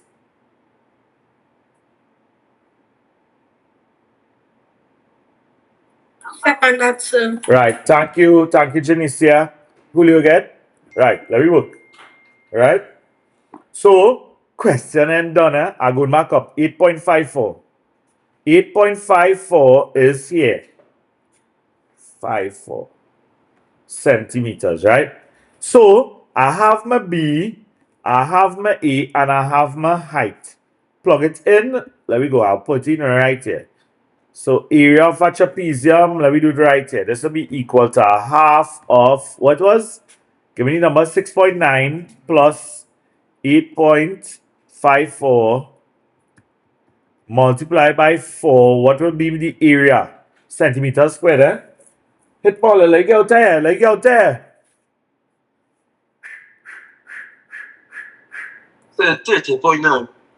30.9. Somebody second now.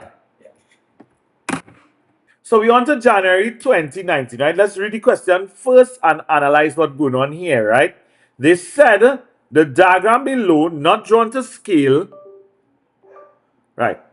That's not drawn to scale, shows a circle. The points P, Q, R, and well T and V. So all these points are on the circumference of this circle, right? This one also. Boom. Right? So on the circumference, right? QRS is a straight line. Okay, thank you. Q to R to S is a straight line. Angle P to V to R. Where's angle P to V to R? That is right here. That is 75 degrees. And angle T to R to S is 60 degrees. Determine the value of each of the following angles. Show detailed workings where necessary and give a reason to support your answer. So they are first asking us a PTR. PTR would be right here. That is probably the easiest question that you could ever ask all in a CXC paper, right? It is 75 degrees, but most important, what is the reason, my children? When the same segments are equal. Write the people reason, eh? I want everybody to write it. Even if you know it, write it over and over so that it would stick in your head, right? So angle at the circumference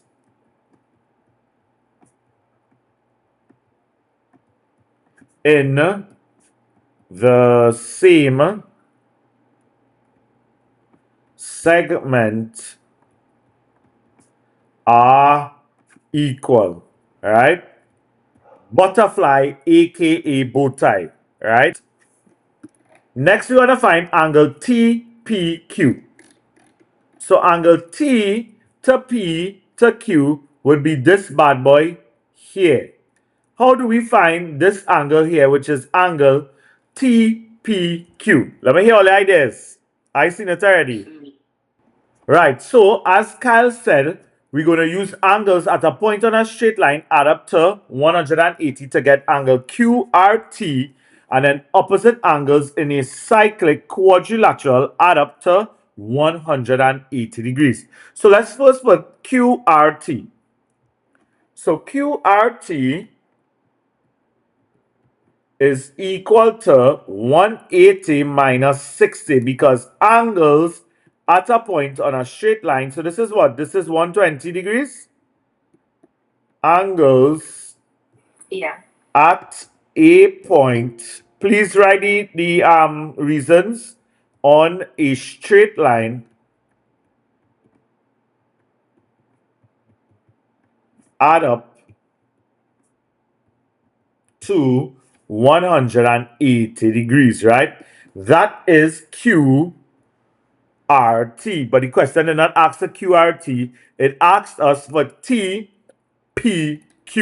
So scrolling up. T to P to Q. How do we get that? We say opposite angles in a cyclic quadrilateral add up to 180. So we found here to be 120, right? Here is 120 degrees. So up here will be 180 minus 120, which will give me 60. That is the angle they are asking for. So this is TPQ is equal to 180 minus 160, 120. And Yes, sir. 120 minus 120, right, minus 120 is equal to 60 degrees, and the reason will be opposite angles In a cyclic quadrilateral equal. Add up to 180 degrees, sorry. Don't worry, I just make that mistake too, bro. Let's make sure we don't write it. Opposite angles in a cyclic quadrilateral add up to 180 degrees, right? So they want us to find the obtuse angle POR, where O is the center of the circle. So if I talk about obtuse, right? Obtuse angle would mean that that angle is what? It's greater than 60 degrees. greater than 90, but less than what? Less than 180. But less than 180 degrees, right? So an obtuse angle is basically an angle that's between 90 and 180 degrees. So let me see what's going up here. So we talk about POR, right? So P to O to R. Now we have no center here. We are to put in that center we're talking about here. P to O to R. O being the center, right? That's here. So this angle is what we are talking about. I think I want to put this in a different color so you all can see distinctly, right? So this, let me put this in a different color, right? So we go in with the center of the circle would be hold on here, right? So we go in with O as here because this is not the center, right? This is O, and then you're coming from P to O and O to R, right? This angle will be the obtuse angle down here. On the other side would be the reflex angle, right? That's important to note. Okay? So one side is obtuse, one side will be reflex, right? So we go in. How do we find this angle here? You all seen it, Claire? Center is twice the angle at the circumference. Boop, boop, boop. Angle at the center is twice the angle at the circumference, right? So if up here is 75, then this bad boy in here would be 75 multiplied by those, right? So let me go down. We go down right, Tina. So POR, right? Where I going by? POR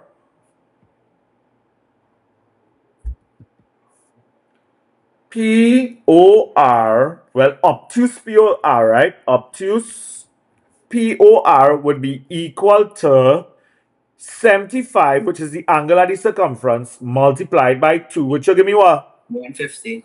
150 degrees. And the reason will be angle at the center is twice the angle at the circumference.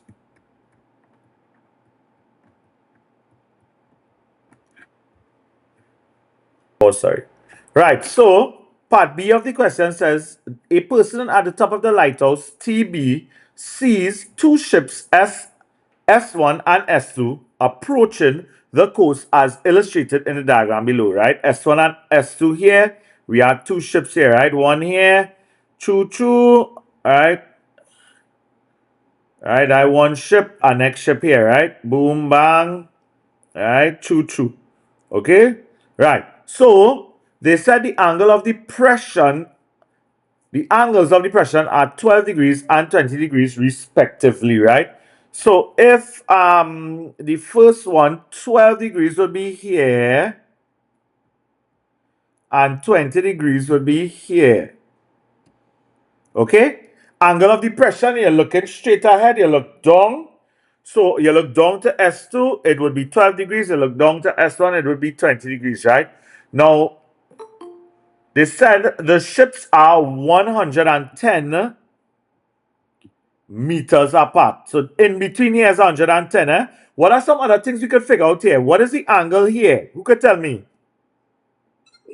8 proper, right? Because if the whole thing is 20 and up to here is 12, then this will be 8 degrees, right? Complete the diagram below by inserting the angles of depression and the distance between the ships, right? We already did that. Okay, I'm marking the bag. So they said determine to the nearest meter the distance TS2. So we're trying to find this bad boy out here. Between the top of the TS2. TS2. Right, to ship 2. Okay, we want this distance here. What y'all thinking we could do here, boy?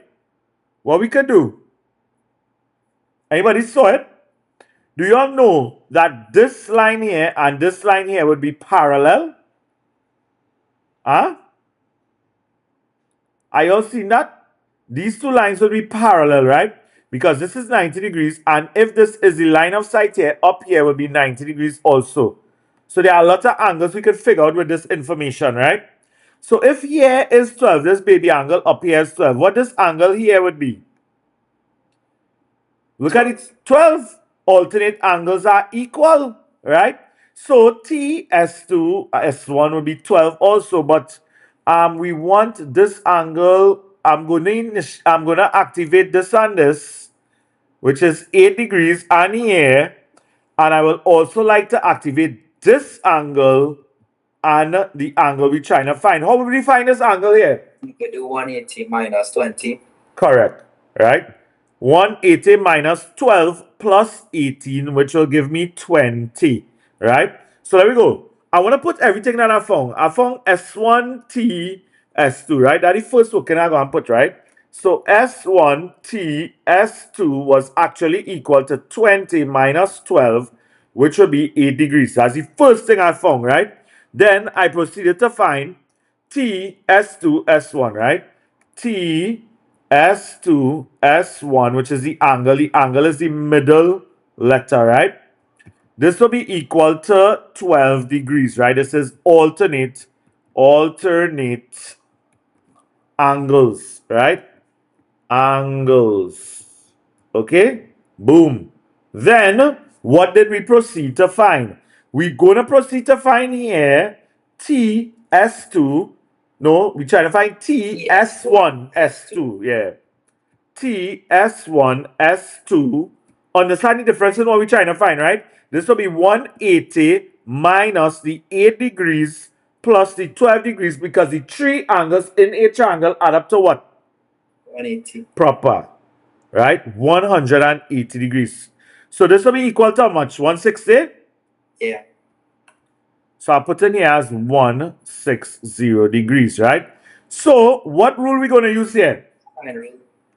We have two angles, one side, and we want to find the other side, right? These are pairs. I told you once you deal with pairs, it's sine rule. Okay, sine rule once we are dealing with pairs, right? So, perspective to the question. I'm using 160 with the side we're trying to find, and I'm using 8 degrees with 110, right? Writing sine rule here. Common A over sine capital A is equal to common B over sine capital B, which is equal to common C over sine capital C. We're using 2 at a time. So just remember, you're using 8 degrees with 110. You're using 160 with TS2 with the side we are trying to find. So I said we're using 8 degrees with 110. So 110 is the side over sine of 8 degrees is equal to, I said we are using the side we are trying to find, which is TS1. That goes on top, no, TS2, sorry. All over sine of 160. 160. Proper. Hey, it don't get easier than this, you know.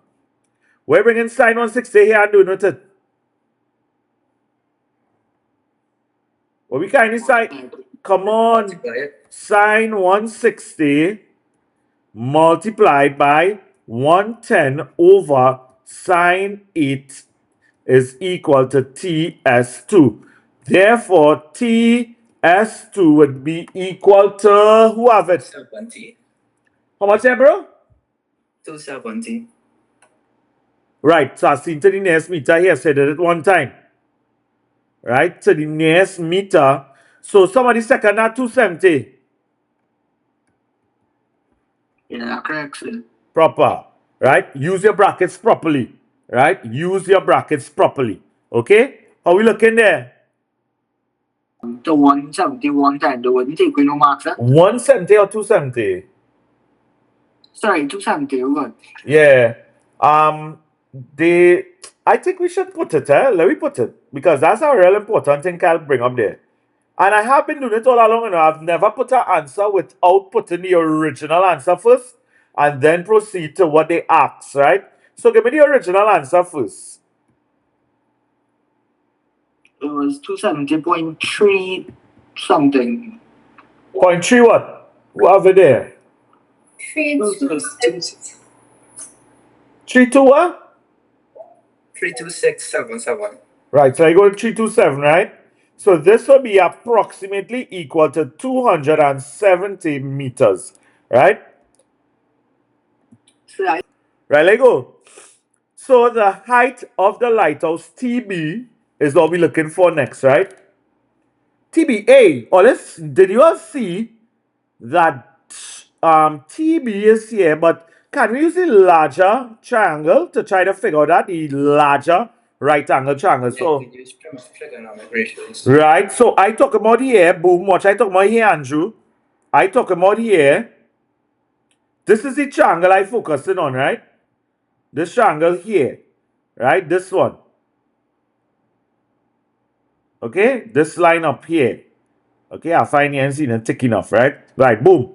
This triangle here is what I'm focusing on. So what do we have? And we've just found the hypotenuse. That was the part before this. We have to find the hypotenuse here. What do we get the hypotenuse to be? 270 flat, right? Because we're going with the answer to the nearest meter. So here was 270 meters. And we have this angle. So let me hear earlier. If we have that angle. Sine at the angle. Right, so watch. I just want to let me put in red here. Right, so we go in and put 12. This side here will be my opposite side, which is what we're trying to find. We want to find the height, TB. And 270 will be my what? Hypotenuse. So we're going to use sine, right? Trigonometric ratios. What we are going to use is sine of the angle, right? We're using SOHCAHTOA, right? Because it's a right angle triangle. So sine of the angle theta is equal to opposite over hypotenuse, right? So sine of theta, what was the angle? 12? 12 is equal to opposite, which is unknown, over the hypotenuse, which was? 270. When we carry 270 here, what are we doing with it? Multiply. So what we getting here? 56.14. They didn't ask, no, they say everything for here, no, big brother. Right? So let's remember is determined to the nearest meter, but then this is right, this is a height too. So determined to the nearest meter part A and then part B. So give me the original answer first. 56.11. 56.14 after the 2 decimal places. Right. So this will be approximately equal to 56 meters. Right. That is TB. Okay. Yeah, 10. I aiming for 10. Caden. Right? I aiming for 10, but that don't mean all the other sub 10. Or look at continue going when I am finished, right? So let me go. The diagram below, not drawn to scale, shows the relative position of three reservoirs, B, F, and G. B, F, and G on ground level, right? The distance BF is equal to 32 kilometers, right? That's here. FG is equal to 55. BFG is equal to 103. And F is on a bearing of 42 from B. You're coming from B. Determine the bearing of B from F. Where are we putting the knot line here? I want to hear it from you all. Right? Above F. Proper. Right? This is where my knot line would be. Right? I could put N1. Right? So, we want the bearing of B from F. So, you're coming from F. So, you're talking about clock, all the way around to the line that goes from B to F. Right? Or from F to B because you're coming from F. Dog food. This is dog food. What's the first thing we gotta do here, my children? Come on. Co-interior angles, right? So co-interior angles will allow us to find this angle here. Co-interior angles add up to what? Proper. Right? Co-interior angles, right? So there we go. I'm trying to find BFN1, right? BFN1. So B to F to N1 would be equal to 180 minus 42, which will be what? 130. 130 degrees. So therefore, the bearing of B from F would be equal to what? The blue bearing we're trying to find there. What would it be equal to? 360 minus 138 plus 103. Proper. A complete revolution is 360 degrees. So if here's 138 degrees, then this blue bearing on the side, or aka angle, would be 360 minus 138. Right? So this will be 360 minus 138, which will give me what? 222. Proper degrees. Right? That question done. Calculate the distance BG, giving your answer to one decimal place, right? BG, hey, I not gonna waste time to wait for this one. We could do together, right? Because that is simple thing. And as you come to the end of the road here, cosine rule, dog food, right? Cosine rule, Y. We want this side, right? Boom. We want this side here, the side opposite, which is BG. So what do we have? We have two sides, one angle, and what we want to find another what? And that's guided. So this is cosine, right? Hey, you know how long I'm supposed to do a video with this, right? Right? Now I'm going to see last class and a slide number. It will be going to make one. I need to make that video because I sure that video will help a lot of people. I think I'm going to do it. We're going to do it when we're done here. I'm going to run through it, take my phone, tape it, and post it on TikTok, right? So don't worry, we're going to do it. We're going to do it one time. When we're done, we do it. So at the end that we our bearings, right? So calculate BG. Let go. A squared is equal to B squared plus C squared minus 2BC plus A. capital A. Common A being the side we are trying to find, or the side that is opposite the given angle, that will be BG. Right? So BG is equal to, common B would be either 32 or 55, don't matter, right, Mia? So we'll put 32 squared plus 55 squared minus 2 by 32 by 55 cos of what? 1 something. Cos of 103. That's it. I know it was 1 or something. 103. Right? There you go. 103. Right? So remember them the big dogs last class was busting this here one time, right? I find that the best thing to do because it's got a more accurate answer. Bust the square root of that one time because the square root is the opposite of squared, right? So the bust it one time. What again? To one decimal place, eh? 69.6. Somebody second this, please. This is what, meters? Yes, sir. Yes, sir. Right, meters, kilometers, sorry. Calculate to the nearest degree the bearing of G from B. Where we coming from? From B. B. So we done that. Oh, so of G means we come in here, start at the north line, go in a clockwise direction. So what we missing here? What we need to find? The angle. So you could use sine rule. Proper. So I use it here and here, right? So the unknown angle lines up with 55 and 103 lines up with what we got here? 69.6. So there you go. 103, 69.6. Unknown angle, 55 kilometers. So there you go. Sine rule is what we're using here, my children.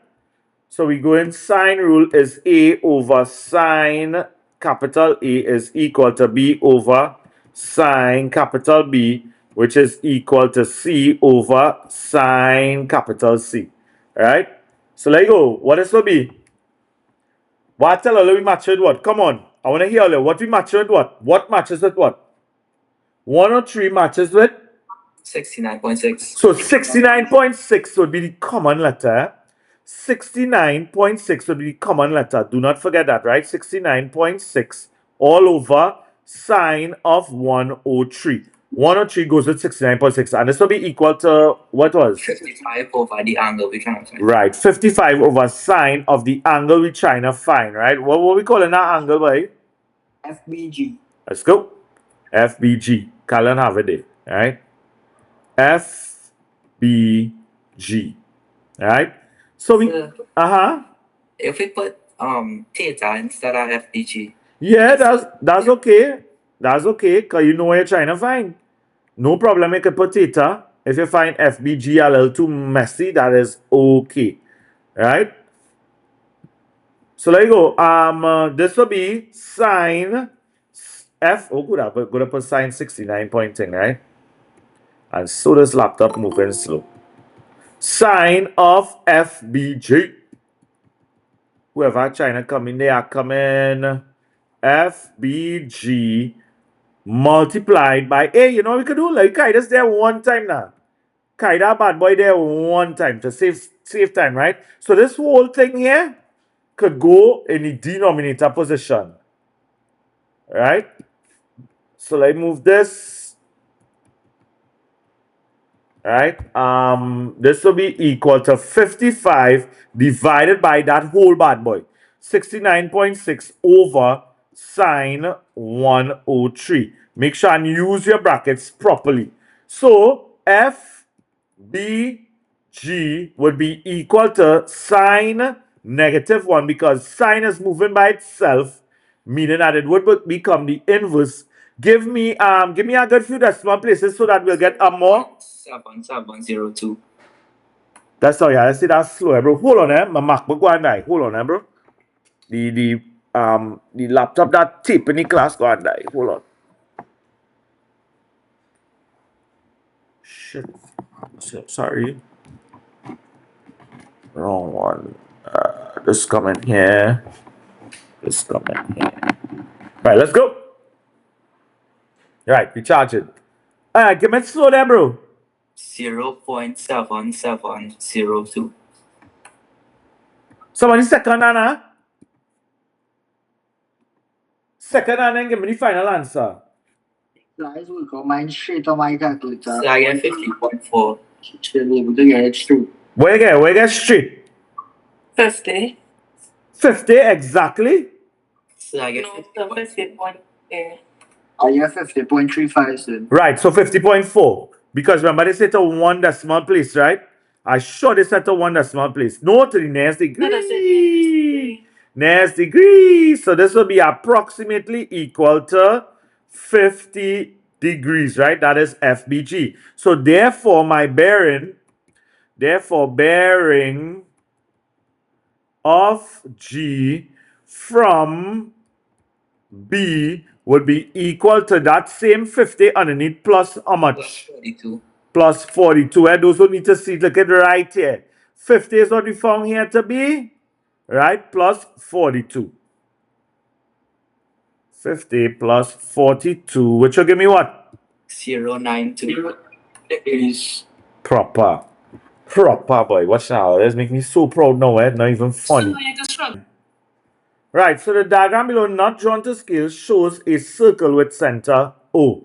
The points A, B, and well, C and M are on the circumference. The straight line CN is here, is a tangent to the circle at the point C. So CN touches the circle at point C here, right? And is perpendicular to BN. So you have a 90-degree angle here. So you want angle A to the B to the C. You want this angle up here. That's food. What are we doing there? 180 minus 90 plus 58. Right. So let me first state why this angle ACB is 90 degrees. Why is this angle ACB? Angle in a semicircle is 90 degrees. So ACB. angles are the circumference and Boy. I meant to say that. Angle is equal to 90 degrees, right? So angle at the circumference in a semicircle is equal to 90 degrees, right? So angle at the circumference in a semicircle is 90 degrees, right? Back in the days, we used to say angle subtended of the diameter is 90 degrees. We used to use the word subtended, right? So there you go. ACB is 90 degrees, and the three angles in that triangle add up to what? 180. So ABC, or therefore ABC is equal to 180 minus 90 plus 58, which is equal to what? 32 degrees. Proper. And this will be angles in a triangle add up to 180 degrees, right? So you go, class and dipping at all, boy. The train who started is the train who's still here, proper. There you go. So, next we want CMB, right? C to M to B. We're trying to find this bad boy here. That food. opposite angles in a cyclic quadrilateral add up to 180 degrees. So the thing about a cyclic quadrilateral is all the vertices must be on Touching the circumference. yes, they must be touching the circumference, right? That's the only way we could activate that theorem, right, my friend? That is the only way we can activate that cyclic quadrilateral theorem, right? So there we go. We go in CMB. CMB is equal to what is 180 minus what? Minus 58. Which is 122. And this will be opposite angles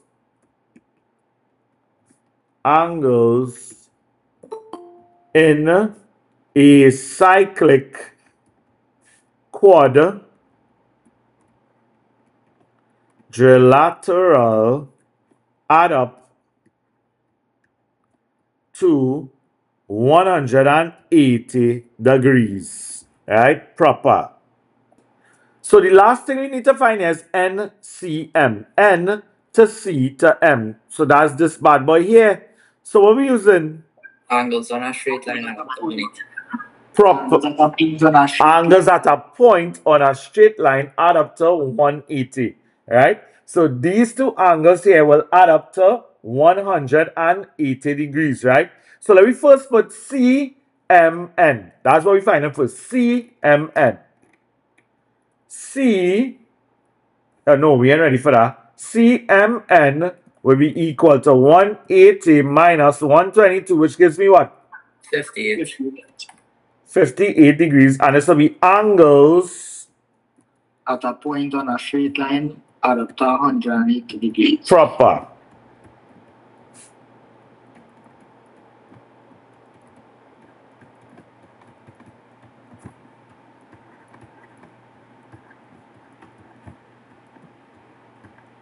And then we can now proceed to say NCM is equal to, now the three angles in a triangle. Now, if we have here, we have this bad boy here. This is 58, right? Yes, The three angles in a triangle add up to what? 180. So let's go. Proper. So this will be 180 minus 58. It was 58? Yes, 58. Plus 90. And this will give me what? 32 degrees. yes. Angles in a triangle add up to 180 degrees. That is the end of circle theorems and bearings, right?